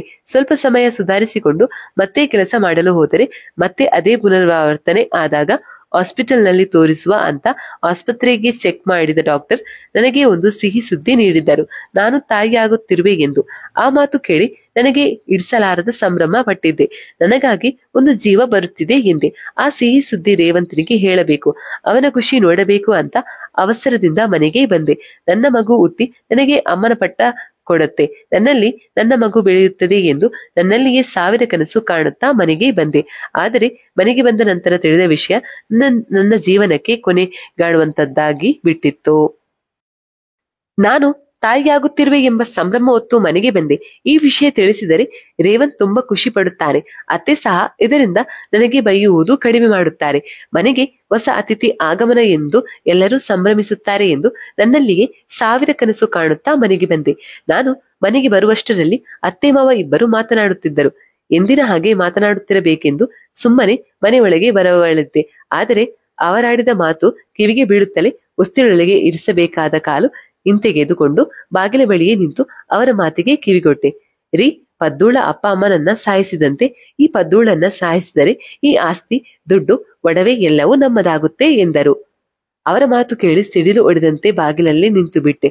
ಹೌದು ಗುಣ, ಇವಳ ಕತೆ ಮುಗಿಸಿದರೆ ನಮ್ಮ ರೇವುಗೆ ಇನ್ನೂ ಒಳ್ಳೆಯ ಹುಡುಗಿ, ಹಾಗೆ ಹೆಚ್ಚು ವರದಕ್ಷಿಣೆ ಕೊಡುವ ಹೆಣ್ಣನ್ನ ತಂದು ಮದುವೆ ಮಾಡಬಹುದು ಎಂದು ಹೇಳಿದರು ಅತಿ ಉತ್ಸಾಹದಲ್ಲಿ. ಅವರ ಮಾತುಗಳು ಕೇಳುತ್ತಿದ್ದ ನನಗೆ ನಿಂತ ನೆಲವೇ ಕುಸಿದಂತಾಯ್ತು. ದುಡ್ಡಿಗಾಗಿ ಒಬ್ಬರ ಪ್ರಾಣ ತೆಗೆಯಲು ಏಸದ ಜನರಿದ್ದಾರೆ ಎನಿಸಿಬಿಡ್ತು ನನಗೆ. ಮೂರಿ, ಇವಳು ಮತ್ತೆ ಗರ್ಭವತಿ ಏನಾದ್ರೂ ಆದ್ರೆ, ಮತ್ತೆ ಮಗು ಹುಟ್ಟಿದ ಮೇಲೆ ಇವಳನ್ನ ಕೊಂದರು, ಆಗ ನಮ್ ರೇವುಗೆ ಮಗುವಿನ ತಂದೆ ಎಂದು ಹೆಣ್ಣು ಕೊಡದಿದ್ದರೆ ಕಷ್ಟವಾಗುತ್ತದೆ ಎಂದು ಗಂಡನಿಗೆ ಹೇಳಿದರು ಸುಗುಣ. ನಿನ್ನ ಮಾತು ನಿಜ ಗುಣ ಎಂದು ಹೆಂಡತಿಯ ಮಾತಿಗೆ ಸಮ್ಮತಿ ಸೂಚಿಸಿದ್ದರು ಗೋವರ್ಧನ. ಅವರ ಮಾತು ಕೇಳುತ್ತಿದ್ದ ನನಗೆ ಮೈಪೂರ ನಡುಗಲಾರಂಭಿಸಿತು. ಅಷ್ಟರಲ್ಲಿ ರೇವಂತ್ ಬಂದ. ಅವರ ಮಾತು ಕೇಳಿ ಅವರನ್ನ ಮನೆಯಿಂದ ಹೊರಹಾಕುತ್ತಾನೆ ಎಂದು ಭಾವಿಸಿ ನಾನೇ ರೇವಂತ್ಗೆ ಕಾಣದಂತೆ ಸರಿದು ಅಡಗಿ ನಿಂತೆ. ರೇವಂತ್ ಒಳ ಹೋದಾಗ ಅಪ್ಪ ಅಮ್ಮನನ್ನು ಆಕ್ಸಿಡೆಂಟ್ ಮಾಡಿ ಹೇಗೆ ಸಾಯಿಸಿದರು ಎಂದು ಮಾತನಾಡುತ್ತಿದ್ದರು. ಅದನ್ನು ಕೇಳಿ ರೇವಂತ್ ಅವರಿಗೆ ಬೈಯುವನು ಎಂದು ಕಾದ ನನ್ನ ನಿರೀಕ್ಷೆಯನ್ನ ಹುಸಿ ಮಾಡಿದ್ದ ರೇವಂತ್, ಏನಮ್ಮ ನೀವು ತಿಂಗಳುಗಳ ಹಿಂದೆ ಆದ ಘಟನೆಯ ಬಗ್ಗೆ ಮಾತನಾಡುತ್ತಾ ಕುಳಿತಿದ್ದೀರಲ್ಲ ಎಂದು ಅವರೊಂದಿಗೆ ಮಾತಿಗೆ ಕುಳಿತನು ರೇವಂತ್. ಅವನಿಗೆ ನಿಜ ವಿಷಯ ತಿಳಿದಿದೆ. ಇದರಲ್ಲಿ ಇವನು ಶಾಮೀಲಾಗಿದ್ದಾನೆ ಎಂದು ತಿಳಿದ ಮೇಲೆ ನನ್ನ ಹೃದಯವೇ ಒಡೆದು ಹೋದಂತಾಗಿತ್ತು. ಅಪ್ಪ ಸರಿ ಹೇಳಿದರು, ಈ ಸಂಬಂಧ ನಮಗೆ ಬೇಡ ಎಂದು. ಆದರೆ ನಾನೇ ಪಟ್ಟು ಹಿಡಿದು ಮದುವೆಗೆ ಅವರನ್ನ ಒಪ್ಪಿಸಿದೆ. ಆದ್ದರಿಂದ ಅವರನ್ನೇ ಕಳೆದುಕೊಂಡು ಬಿಟ್ಟೆ ಎಂದು ಅರಿವಾಗಿತ್ತು. ಆದರೆ ಈಗ ಅದರಿಂದ ಪ್ರಯೋಜನವಾದರೂ ಏನು? ನನ್ನ ದೈವದಂತಿದ್ದ ತಂದೆ ತಾಯಿಯರನ್ನ ನನ್ನ ಪ್ರೀತಿಗೆ ಬಲಿ ಹಾಕಿ ಬಿಟ್ಟೆ ಎಂದು ರೋಧಿಸುವುದು ಬಿಟ್ಟರೆ ನನಗೆ ಇನ್ನ ಏನೂ ಉಳಿದಿರಲಿಲ್ಲ. ಹಾಗೆ ನಿಂತು ಅವರ ಮಾತಿಗೆ ಕಿವಿಕೊಟ್ಟೆ. ಹೌದು ಅಮ್ಮ, ಪದ್ದು ಎಲ್ಲೋಗಿದ್ದಾಳೆ? ನೀವು ಇಷ್ಟು ಜೋರಾಗಿ ಈ ವಿಷಯದ ಬಗ್ಗೆ ಚರ್ಚೆ ಮಾಡುತ್ತಿದ್ದೀರಾ ಎಂದು ಕೇಳಿದನು. ಅದಕ್ಕೆ ಅತ್ತೆ ಹೇಳುತ್ತಿದ್ದಳು, ಅದ್ಯಾಕೋ ಸುಸ್ತಾಗಿದೆ ಎಂದು ಆಚೆ ಹೋದಳು. ಆಸ್ಪತ್ರೆಗೆ ಏನಾದ್ರೂ ಹೋಗಿರಬೇಕೇನೋ ಎಂದು ಹೇಳಿದರು. ಆ ಮಾತು ಕೇಳಿಯಾದರೂ ನನ್ನ ಬಗ್ಗೆ ಕಾಳಜಿಯಿಂದ ವಿಚಾರಿಸಿಕೊಳ್ಳುವನೇನೋ ಎಂದು ಕಾತರದಿಂದ ಕಾದಿದ್ದೆ. ಅಲ್ಲೂ ನನ್ನ ನಿರೀಕ್ಷೆ ಸುಳ್ಳಾಯಿತು. ಹೌದಾ, ಸರಿ ಎಂದವನು. ಅಮ್ಮ, ಸ್ವಲ್ಪ ತಿನ್ನೋಕೆ ಏನಾದ್ರೂ ಇದ್ದರೆ ಕೊಡು, ನಂಗೆ ಹೊಟ್ಟೆ ಹಸಿವಾಗ್ತಿದೆ ಎಂದನು. ಅಷ್ಟರಲ್ಲಿ ಮಾವ ಮಾತನಾಡಿದರು. ಗುಣ ಪದ್ದುಗೆ ಆಯಾಸ ಅಂದಳು, ಅಂದರೆ ಅವಳೇನಾದ್ರೂ ತಾಯಿಗೆ ಆಗುವ ಸೂಚನೆ ಏನು ಎಂದು ತಮ್ಮ ಅನುಮಾನವನ್ನ ಮುಂದಿಟ್ಟಿದರು. ಈ ವಿಷಯದ ಬಗ್ಗೆ ಅವರ ಬಾಯಲ್ಲಿ ಏನು ಬರುವುದೋ ಎಂದು ನನ್ನ ಕಿವಿಗಳನ್ನು ಇನ್ನೂ ಚುರುಕುಗೊಳಿಸಿ ಕೇಳುತ್ತಾ ನಿಂತೆ. ಅತ್ತೆ ಹೇಳಿದ ಮಾತು ಕೇಳಿ ನನ್ನ ಗುಂಡಿಗೆಯೇ ಜಲ್ ಎಂದಿತು. ಅದೇ ಸೂಚನೆ ಏನಾದ್ರೂ ಹೊತ್ತು ತಂದರೆ ಅವಳನ್ನ ಹಿಂದೆ ಕೊಂದು ಬಿಡುವುದು, ಅವಳ ಉಸಿರು ಹಿಂದೆ ಶಾಶ್ವತವಾಗಿ ನಿಂತು ಹೋಗುತ್ತೆ ಎಂದರು. ಈಗಲಾದರೂ ರೇವಂತ್ ಅವಳು ನನ್ನ ಹೆಂಡತಿ, ಒಂದು ವೇಳೆ ಮಗುವಾದರೆ ಅದು ನನ್ನ ಮಗು ಎನ್ನುತ್ತಾರೆ ಎಂದುಕೊಂಡರೆ, ಅಮ್ಮ ನೀನು ಹೇಳಿದ್ದು ಸರಿಯಾಗೇ ಇದೆ. ಆದರೆ ಅವಳ ಸಾವು ಯಾರಿಗೂ ತಿಳಿಯಬಾರದು, ಅನುಮಾನವೂ ಬರಕೂಡದು. ಹಾಗೆ ನೋಡಿಕೊಳ್ಳಿ ಎಂದು ಅವನ ರೂಮಿಗೆ ಹೊರಟನು ರೇವಂತ್. ರೂಮಿಗೆ ತೆರಳುವ ರೇವಂತನ ಮುಂದೆ ಮೈಯೆಲ್ಲ ಕೋಪ ತುಂಬಿಕೊಂಡು ಕಣ್ಣು ಕೆಂಪು ಮಾಡಿಕೊಂಡು ಅವನನ್ನು ನುಂಗುವ ಹಾಗೆ ನೋಡುತ್ತಾ ನಿಂತಿದ್ದಳು ಪದ್ದು.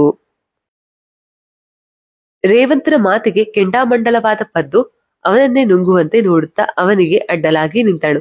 ಅವಳ ಕೋಪದ ಮುಖ ನೋಡಿದ ರೇವಂತ್, ನಮ್ಮ ಮಾತು ಏನಾದ್ರೂ ಇವಳಿಗೆ ಕೇಳಿ ಬಿಡ್ತಾ ಎಂದುಕೊಂಡವನು ಮೋಸದ ನಗೆ ಮುಖದ ಮೇಲೆ ಹೊತ್ತು, ಹೇ ಪದ್ದು, ಎಲ್ಲಿ ಹೋಗಿದ್ದೆ ನೀನು ಎಂದಿದ್ದನು.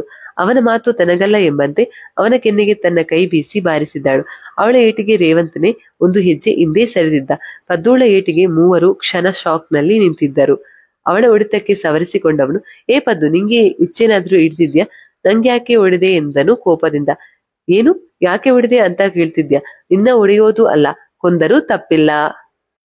ನೀವೆಲ್ಲ ಮನುಷ್ಯರ, ದುಡ್ಡಿಗಾಗಿ ಎಂತಹ ನೀಚ ಕೆಲಸ ಮಾಡಲು ಏಸುವುದಿಲ್ಲ ನೀವು ಅಲ್ಲ.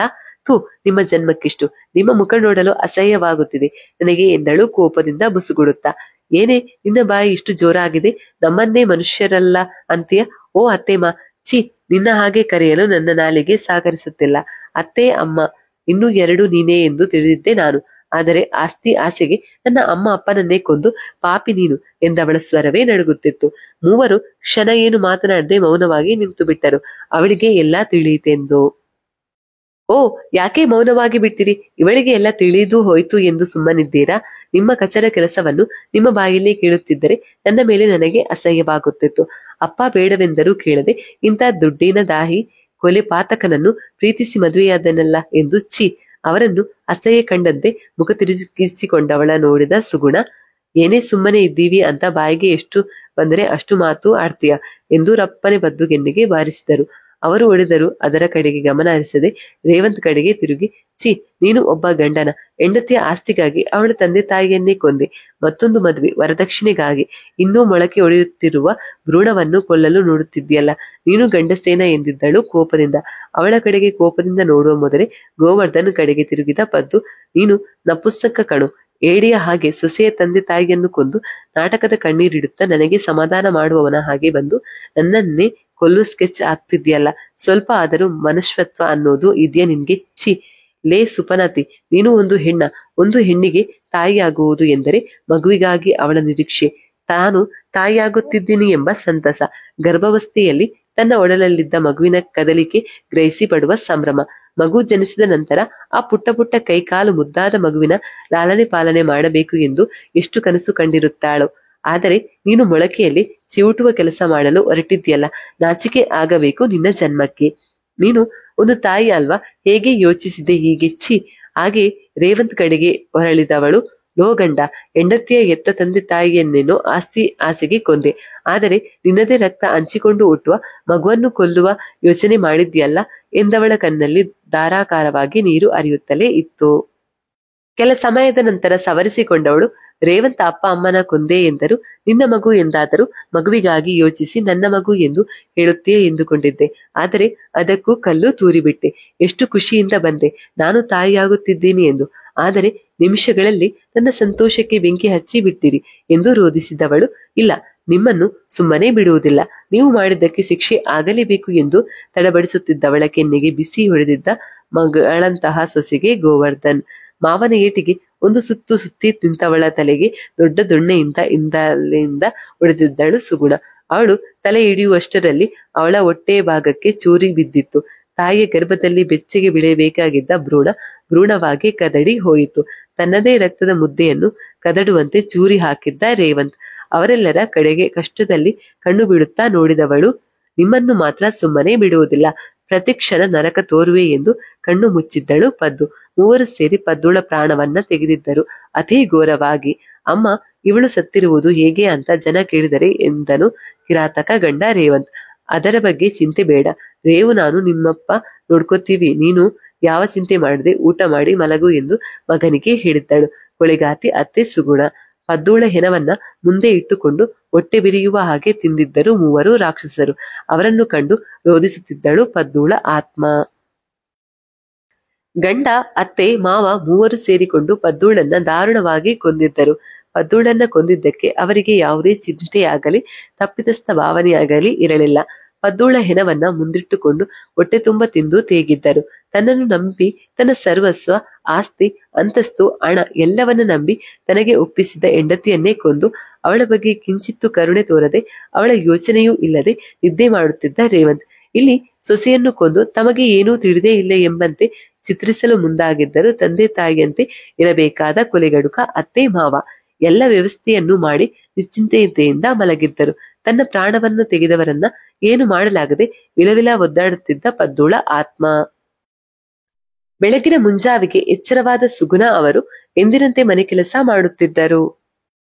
ಆಚೆ ಕೆಲಸ ಮಾಡುವಾಗ ಪಕ್ಕದ ಮನೆಯವರಿಗೆ ಕೇಳುವಂತೆ, ಪದ್ದು ಎದ್ದು ಬಾಮ್ಮ, ಇನ್ನೂ ಎಷ್ಟು ಹೊತ್ತು ಮಲಗೋದು, ಸಮಯವಾಯಿತು ಎಂದು ಆಚೆ ಮನೆಯ ಮುಂದೆ ರಂಗೋಲಿ ಬಿಡಿಸುತ್ತಾ ಕರೆಯುತ್ತಿದ್ದರು. ಪಕ್ಕದ ಮನೆಯ ಹೆಂಗಸೊಬ್ಬರು ಇವರು ಪದ್ದುಳನ್ನ ಕರೆಯುತ್ತಿದ್ದುದನ್ನ ನೋಡಿ, ಅರೆ ಸುಗುನಕ್ಕ, ನಿಮ್ ಸೊಸೆ ಇನ್ನೂ ಮಲಗಿದ್ದಾಳ, ನೀವು ನೋಡಿ ಸೊಸೆ ಮಲಗಿದ್ದರು ಎಷ್ಟು ಚಂದ ಎದ್ದು ಮನೆ ಕೆಲಸ ಮಾಡುತ್ತಿದ್ದೀರಿ, ನಿಮ್ ಪದ್ದು ನಿಜಕ್ಕೂ ಅದೃಷ್ಟ ಮಾಡಿದ್ದಾಳೆ ನಿಮ್ಮಂತ ಅತ್ತೆ ಪಡೆಯೋಕೆ ಎಂದರು. ಅಯ್ಯೋ ಬಿಡಿ ಗಿರಿಜಾ ಅವರೇ, ನನ್ನ ಸೊಸೆ ಅವರ ಅಪ್ಪ ಅಮ್ಮನನ್ನು ಕಳೆದುಕೊಂಡು ನೋವಲ್ಲಿ ಇದ್ದಾಳೆ. ಅವಳಿಗೆ ಹೆಚ್ಚು ತೊಂದರೆ ಕೊಡುವುದು ಸರಿಯಲ್ಲ. ಪಾಪ ನಮ್ ಸೊಸೆ ಅವರ ಅಮ್ಮ ಅಪ್ಪನ ತುಂಬಾ ಹಚ್ಚಿಕೊಂಡು ಬಿಟ್ಟಿದ್ದಾಳೆ. ಕೆಲವೊಮ್ಮೆ ಭಯವಾಗುತ್ತೆ ಅವರಿಲ್ಲ ಎಂದು ಎಲ್ಲಿ ತನಗೆ ನೋವು ಮಾಡಿಕೊಳ್ಳುವಳೋ ಎಂದು ಪಕ್ಕದ ಮನೆಯವರ ಬಳಿ ಹೇಳುತ್ತಿದ್ದಳು ನಂಗನಾಚಿ ಅತ್ತೆ ಸುಗುಣ. ಸರಿ ಗಿರಿಜಾ, ಟೈಮ್ ಆಯ್ತು, ನನ್ನ ಸೊಸೆಗೆ ಕಾಫಿ ಕೊಟ್ಟು ಬರುತ್ತೇನೆ ಎಂದು ಹೋದಳು. ಸುಗುಣ ನಟನಿಗೆ 100% ಕೊಟ್ಟು ಬಿಟ್ಟಿದ್ದರು. ಎಲ್ಲರಿಗೂ ಇವರಂತೆ ಅತ್ತೆ ಸಿಕ್ಕಿದರೆ ಎಷ್ಟು ಚೆಂದ ಎಂದು.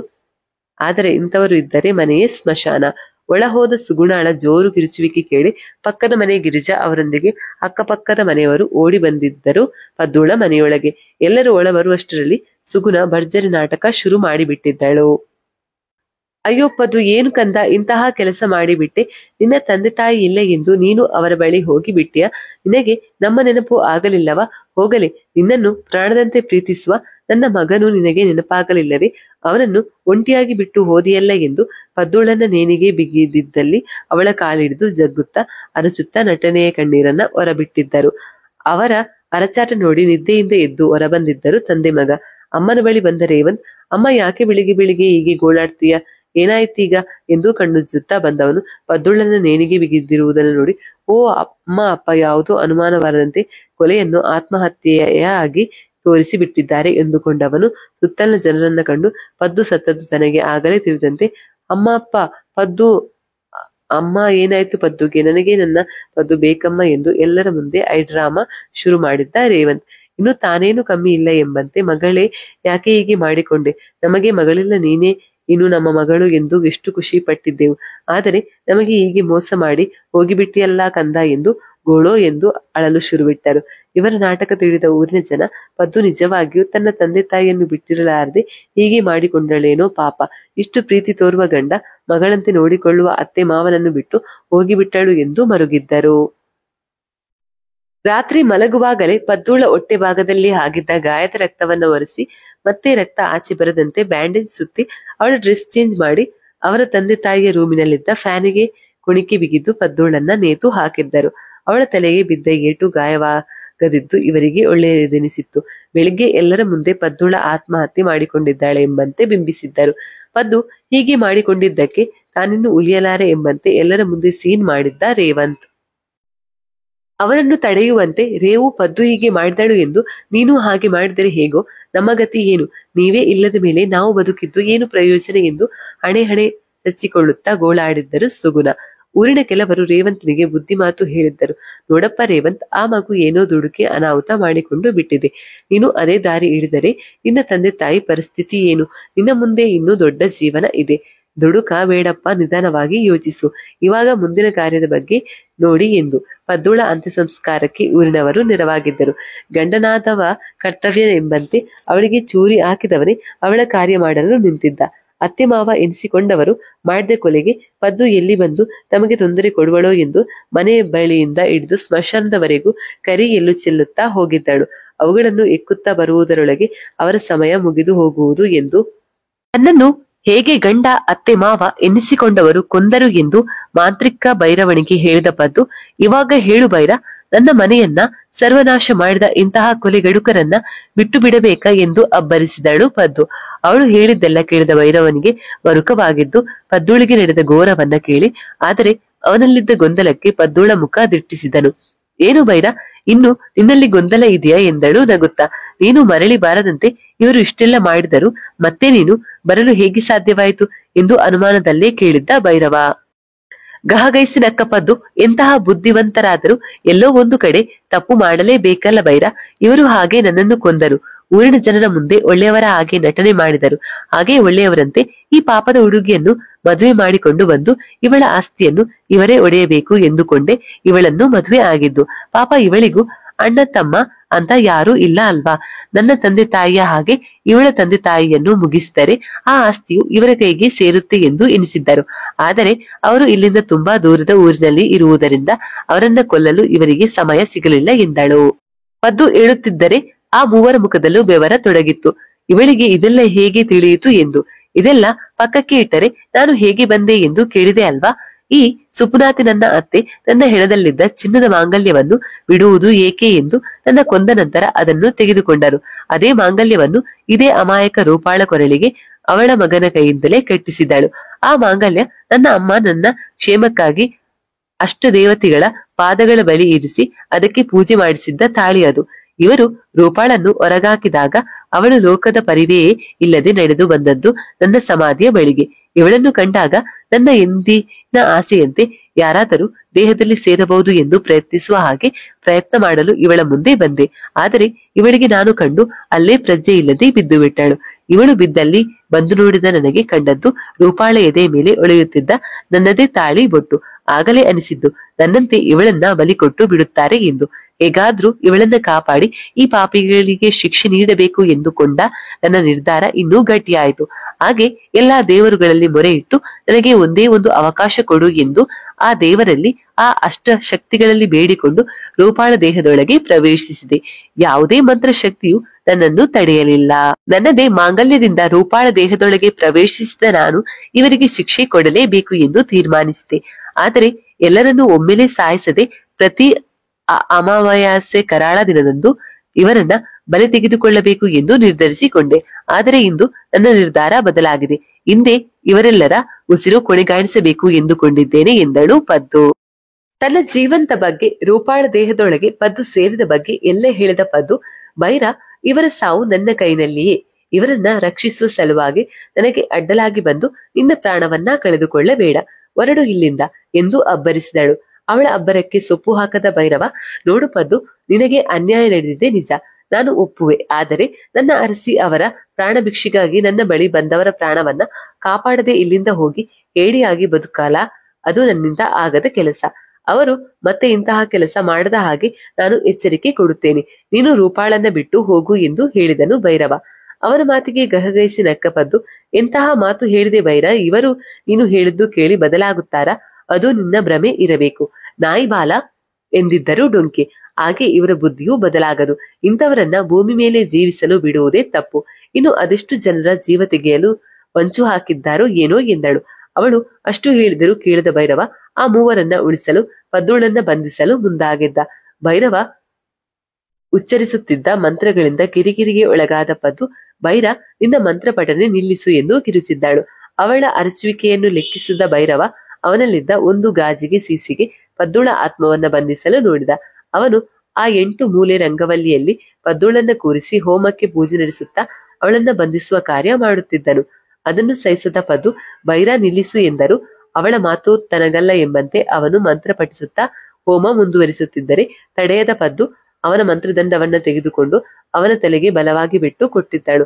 ಆ ಏಟಿಗೆ ತಲೆ ಹಿಡಿದುಕೊಂಡು ಭೈರವ, ಪದ್ದು ಅವರನ್ನ ಏನೂ ಮಾಡಬೇಡ, ಅವರನ್ನ ಬಿಟ್ಟು ಬಿಡು ಎಂದು ಹೇಳುತ್ತಾ ಪ್ರಜ್ಞೆ ಕಳೆದುಕೊಂಡಿದ್ದನು. ಭೈರವ ಹಾಗೆ ಪ್ರಜ್ಞೆ ಇಲ್ಲದೆ ಬಿದ್ದಿದ್ದೆ.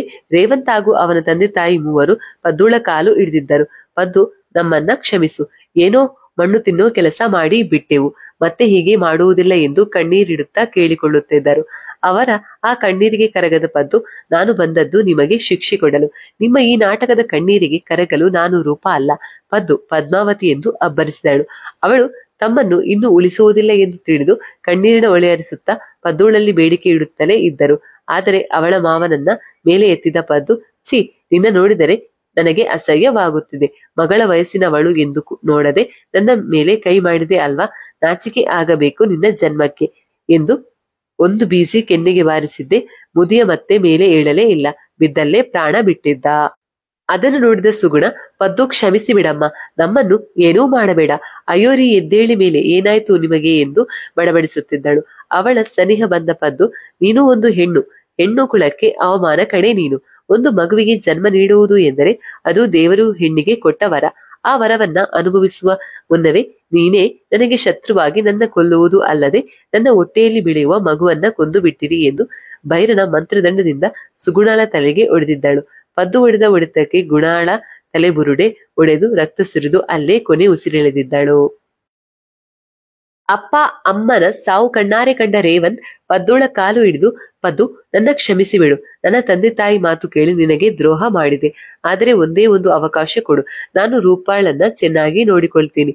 ನಮಗೆ ಹುಟ್ಟೋ ಮಗುವಿಗೆ ನಿನ್ನ ಹೆಸರೇ ಇಟ್ಟು ತುಂಬಾ ಮುದ್ದಾಗಿ ಬೆಳೆಸ್ತೀನಿ ಎಂದು ಪದ್ದುಳಿಂದ ತಪ್ಪಿಸಿಕೊಳ್ಳಲು ಬಾಯಿಗೆ ಬಂದದ್ದು ಹೇಳುತ್ತಿದ್ದ. ಅವನ ಕಾಲರ್ ಹಿಡಿದು ಮೇಳುತ್ತಿದ್ದ ಪದ್ದು, ಏನೋ ಗಂಡ, ಎಷ್ಟು ಒಳ್ಳೆ ಬುದ್ಧಿ ಕೊಟ್ಟಿದ್ದಾನೆ ದೇವರು ನಿನಗೆ. ಇಷ್ಟು ಲೇಟ್ ಮಾಡಬಾರದಿತ್ತು. ಹೋಗಲಿ ಬಿಡು, ಸಾಯುವಾಗಲಾದ್ರೂ ಆ ದೇವರು ನಿನಗೆ ಒಳ್ಳೆ ಬುದ್ಧಿ ಕೊಟ್ಟನಲ್ಲ, ಅದೇ ಸಂತೋಷ ಎಂದಳು ಪದ್ದು ಸಮಾಧಾನದ ಸೋಗೆಯಲ್ಲಿ. ಅವಳ ಮಾತು ಕೇಳಿದ ರೇವಂತ್ ತಟ್ಟನೆ ಪದ್ದುಳ ಮುಖ ದಿಟ್ಟಿಸಿದನು. ಅವಳ ಪೆಚ್ಚು ಮುಖ ಕಂಡು ಪದ್ದು, ಯಾಕೆ ಪತಿರಾಯರೇ ಆಶ್ಚರ್ಯ ಆಗ್ತಿದ್ಯಾ? ನನ್ನ ಓಲೈಸಲು ನಿನಗೆ ಹುಟ್ಟೋ ಮಗುಗೆ ನನ್ನ ಹೆಸರಿಟ್ಟು ಚೆನ್ನಾಗಿ ನೋಡ್ಕೊಳ್ತೀನಿ ಅಂದ ಮಾತ್ರಕ್ಕೆ ನಿನ್ನ ಬಿಟ್ಟು ಬಿಡುವೇನು ಅಂದುಕೊಂಡೆಯಾ? ಅದೂ ಸಾಧ್ಯವಿಲ್ಲ. ನನ್ನ ಹೊಟ್ಟೆಯಲ್ಲಿ ಬೆಚ್ಚಗೆ ಬೆಳೆಯಬೇಕಿದ್ದ ಭ್ರೂಣವನ್ನೇ ಕೊಂದ ನಿನ್ನ ನಂಬುವಷ್ಟು ದಡ್ಡಿ ನಾನಲ್ಲ. ನಿನ್ನಿಂದ ರೂಪಾಳ ಜೀವನ ಹಾಳಾಗಿದೆ. ಇನ್ನು ನಿನ್ನನ್ನು ಜೀವಂತ ಉಳಿಸಿದರೆ ಅವಳ ಜೀವ ಯಾವಾಗ ಹೋಗುತ್ತದೆಯೋ ಗೊತ್ತಿಲ್ಲ. ಅವಳಿಗೆ ಅಂತ ಅವಳ ಹೊಟ್ಟೆಯಲ್ಲಿ ಬೆಳೆಯುತ್ತಿರುವ ಮುದ್ದು ಕಂದಮ್ಮ ರೂಪಾಳಿಗೆ ಜೊತೆಯಾಗಿ ಇರುತ್ತೆ. ನಿನ್ನಂತಹ ಗಂಡ ಇದ್ದರೂ ಒಂದೇ, ಸತ್ತರೂ ಒಂದೇ ಎಂದವಳು ಅವನ ಎದೆ ಭಾಗಕ್ಕೆ ಅದೇ ಮಂತ್ರದಂಡದಿಂದ ಇರಿದಿದ್ದಳು. ಅವನು ನರಳುವುದನ್ನು ನೋಡಿ ಅವಳಿಗೆ ರಕ್ತ ಕುಡಿದಷ್ಟು ಸಂಭ್ರಮವಾಗಿತ್ತು. ಅವಳಿಗೆ ಇನ್ನು ಅವನಿಗೆ ಕೊಟ್ಟ ಶಿಕ್ಷೆ ಸಾಕೆನಿಸದೆ ಅವನ ಹೊಟ್ಟೆಯ ಭಾಗಕ್ಕೆ, ಕುತ್ತಿಗೆ ಮಧ್ಯದ ಎದೆ ಭಾಗ ಎಲ್ಲೆಂದರಲ್ಲಿ ಮನ ಬಂದಂತೆ ತಿವಿದಿದ್ದಳು. ಅವನ ರಕ್ತ ಸಿಕ್ತ ದೇಹ ನೋಡಿ ಕುರಿದಾಡುವಷ್ಟು ಸಂಭ್ರಮ. ಕೊನೆಗೂ ನನ್ನ ಎತ್ತವರ ಹಾಗೂ ನನ್ನ ಕಂದಮ್ಮನ ಸಾವಿಗೆ ನ್ಯಾಯ ಮಾಡಿದೆ ಎಂದು ನಿರಾಳವಾದಳು. ನಿಧಾನವಾಗಿ ರೂಪಾಳ ದೇಹದಿಂದ ಹೊರಬಂದು ಅಲ್ಲೇ ಮೂಲೆಯಲ್ಲಿ ನಿಂತಿತು. ನಿಧಾನವಾಗಿ ಎಚ್ಚರವಾದ ರೂಪ ಮನೆಯಲ್ಲಿನ ರಣರಂಗವನ್ನು ನೋಡಿ ಬೆಚ್ಚಿ ಹಿಂದೆ ಸರಿದಿದ್ದಳು. ಅವಳಿಗೆ ಅಲ್ಲಿ ನಡೆದದ್ದು ಏನು ಎಂದು ತಿಳಿಯದೆ ಕಷ್ಟವಾಯಿತು. ಅವಳಿಗೆ ತಾನು ಮನೆಗೆ ಹೇಗೆ ಬಂದೆ ಎನ್ನುವುದೇ ದೊಡ್ಡ ಗೊಂದಲವಾಗಿತ್ತು. ಅದು ಅಲ್ಲದೆ ಅಲ್ಲಿ ಬಿದ್ದಿದ್ದ ಅತ್ತೆ ಮಾವ ಗಂಡನ ಶವಗಳನ್ನ ಅವರು ಸತ್ತಿರುವುದು ನೋಡೇ ನಡುಗುತ್ತಿದ್ದಳು. ಅವಳ ಬಳಿಗೆ ಬಂದ ಪದ್ದು, ರೂಪ ಎಂದು ಅವಳ ಬಳಿ ಬರಲು ಪದ್ದುಳನ್ನ ನೋಡಿ ಇನ್ನು ಬೆಚ್ಚಿ ಹಿಂದೆ ಸರಿಯುತ್ತಾಳೆ ರೂಪ. ಭಯಬೇಡ ರೂಪ, ನಾನು ನಿನಗೆ ತೊಂದರೆ ಕೊಡಲ್ಲ. ಇಷ್ಟು ದಿನ ನಿನ್ನ ದೇಹದಲ್ಲಿ ಇರಲು ಅವಕಾಶ ತೆಗೆದುಕೊಂಡದ್ದು ನನ್ನ ತಪ್ಪು, ಆದರೆ ಅದು ನನಗೆ ಅವಶ್ಯಕವಾಗಿತ್ತು ಎಂದಳು. ಅಂದರೆ ಇವರನ್ನು ಕೊಂದಿದ್ದು ನೀನ? ಇವರನ್ನ ಕೊಲ್ಲುವುದಕ್ಕೆ ನಿನಗೆ ನನ್ನ ದೇಹವೇ ದೊರೆತದ್ದ? ನನ್ನ ಕೈಯಿಂದಲೇ ನನ್ನವರನ್ನ ಕೊಲ್ಲುವ ಹಾಗೆ ಮಾಡಿದೆಯಾ? ನಿನಗೆ ಯಾವ ಅಧಿಕಾರ ಇತ್ತು ಎಂದು ಅವರನ್ನ ಇಷ್ಟು ಕ್ರೂರವಾಗಿ ಕೊಲ್ಲುವುದಕ್ಕೆ ಎಂದಿದ್ದಳು ಕೋಪದಿಂದ. ಮುಚ್ಚು ಬಾಯಿ ರೂಪ, ಹೆಚ್ಚಿಗೆ ಮಾತನಾಡಬೇಡ ಎಂದು ಪದ್ದುಳಿಗೆ ಕೋಪ ತುತ್ತ ತುದಿಯಲ್ಲಿತ್ತು. ಆದರೂ ಸಂಭಾಳಿಸಿಕೊಂಡು, ನಾನು ಹೇಳುವುದು ಕೇಳು ರೂಪ ಎಂದು ಅವಳ ತಲೆ ನೆವರಿಸುತ್ತಾ ಪದ್ದುಳ ಆತ್ಮ ಆ ಸ್ಪರ್ಶದಿಂದ ಪದ್ದುಳಿಗೆ ಇವರಿಂದ ಆದ ಅನ್ಯಾಯ ಹಾಗೂ ಇವಳಿಗೆ ಇವರು ಮಾಡಲು ಎಸಗಿದ್ದ ಕ್ರೂರ ಕೃತ್ಯ ಎಲ್ಲ ಅವಳ ಕಣ್ಣ ಮುಂದೆ ಸುರುಳಿಯಂತೆ ಸುಳಿದಿದ್ದವು. ಅದನ್ನೆಲ್ಲ ತಿಳಿದ ನಂತರ ರೂಪಾಳದ್ದು ಬರಿಯ ಅಳು ಮಾತ್ರವೇ. ಅವಳನ್ನು ಸಮಾಧಾನಿಸಿದ ಪದ್ದು, ನೋಡು ರೂಪ, ಇಂತಹ ನೀಚ ಹೋದ ಎಂದು ನಾವು ಪಡುವುದಕ್ಕಿಂತ ನಿನ್ನ ಹೊಟ್ಟೆಯಲ್ಲಿ ಬೆಳೆಯುತ್ತಿರುವ ಮಗುವಿಗೆ ಒಂದು ಉತ್ತಮ ಜೀವನ ರೂಪಿಸಿಕೊಡು. ಇಂತಹ ದರಿದ್ರ ಮನಸ್ಥಿತಿ ಆ ಮಗುವಿಗೆ ಬರದಂತೆ ಬೆಳೆಸು ಎಂದಳು. ಪದ್ದು ಹೇಳಿದಾಗಲೇ ರೂಪಳಿಗೆ ತಿಳಿದದ್ದು ತಾನು ಗರ್ಭವತಿ ಎಂದು. ತನ್ನಿಂದ ತಾನೇ ಅವಳ ಕೈ ಅವಳ ಉದರದ ಮೇಲೆ ಹರಿದಾಡಿತ್ತು. ತಾಯಿಯಾಗುತ್ತಿದ್ದೇನೆ ಎಂಬ ಅವಳ ಸಂಭ್ರಮಕ್ಕೆ ಅವಳ ಕಂಗಳು ತುಂಬಿದ್ದವು. ಅವಳ ಸಂತಸ ನೋಡಿ ಪದ್ದುಳಿಗೆ ಸಂಕಟವಾಗಿತ್ತು. ಅಂದು ನಾನು ಇಷ್ಟೇ ಸಂತಸ ಪಟ್ಟಿದ್ದೆ, ಆದರೆ ಕೆಲವು ಗಂಟೆಗಳಲ್ಲೇ ಎಲ್ಲಾ ನುಚ್ಚು ನೂರಾಯಿತು ಎಂದು ನೋವು ಪಟ್ಟಿದ್ದಳು. ಅವರ ನಿಚಾತನ ತಿಳಿದ ನಂತರ ರೂಪಾಳು ಅವರ ಸಾವಿಗೆ ನೋವು ಪಡಲಿಲ್ಲ. ಬದಲಾಗಿ ತನ್ನ ಹೊಟ್ಟೆಯಲ್ಲಿ ಬೆಳೆಯುವ ಮಗುವಿನ ನಿರೀಕ್ಷೆಯಲ್ಲಿ ಕಾಲ ಕಳೆಯುತ್ತಿದ್ದಳು. 9 ತಿಂಗಳು ತುಂಬಿ ಒಂದು ಮುದ್ದಾದ ಹೆಣ್ಣು ಮಗುವಿಗೆ ಜನ್ಮ ನೀಡಿದ್ದಳು ರೂಪ.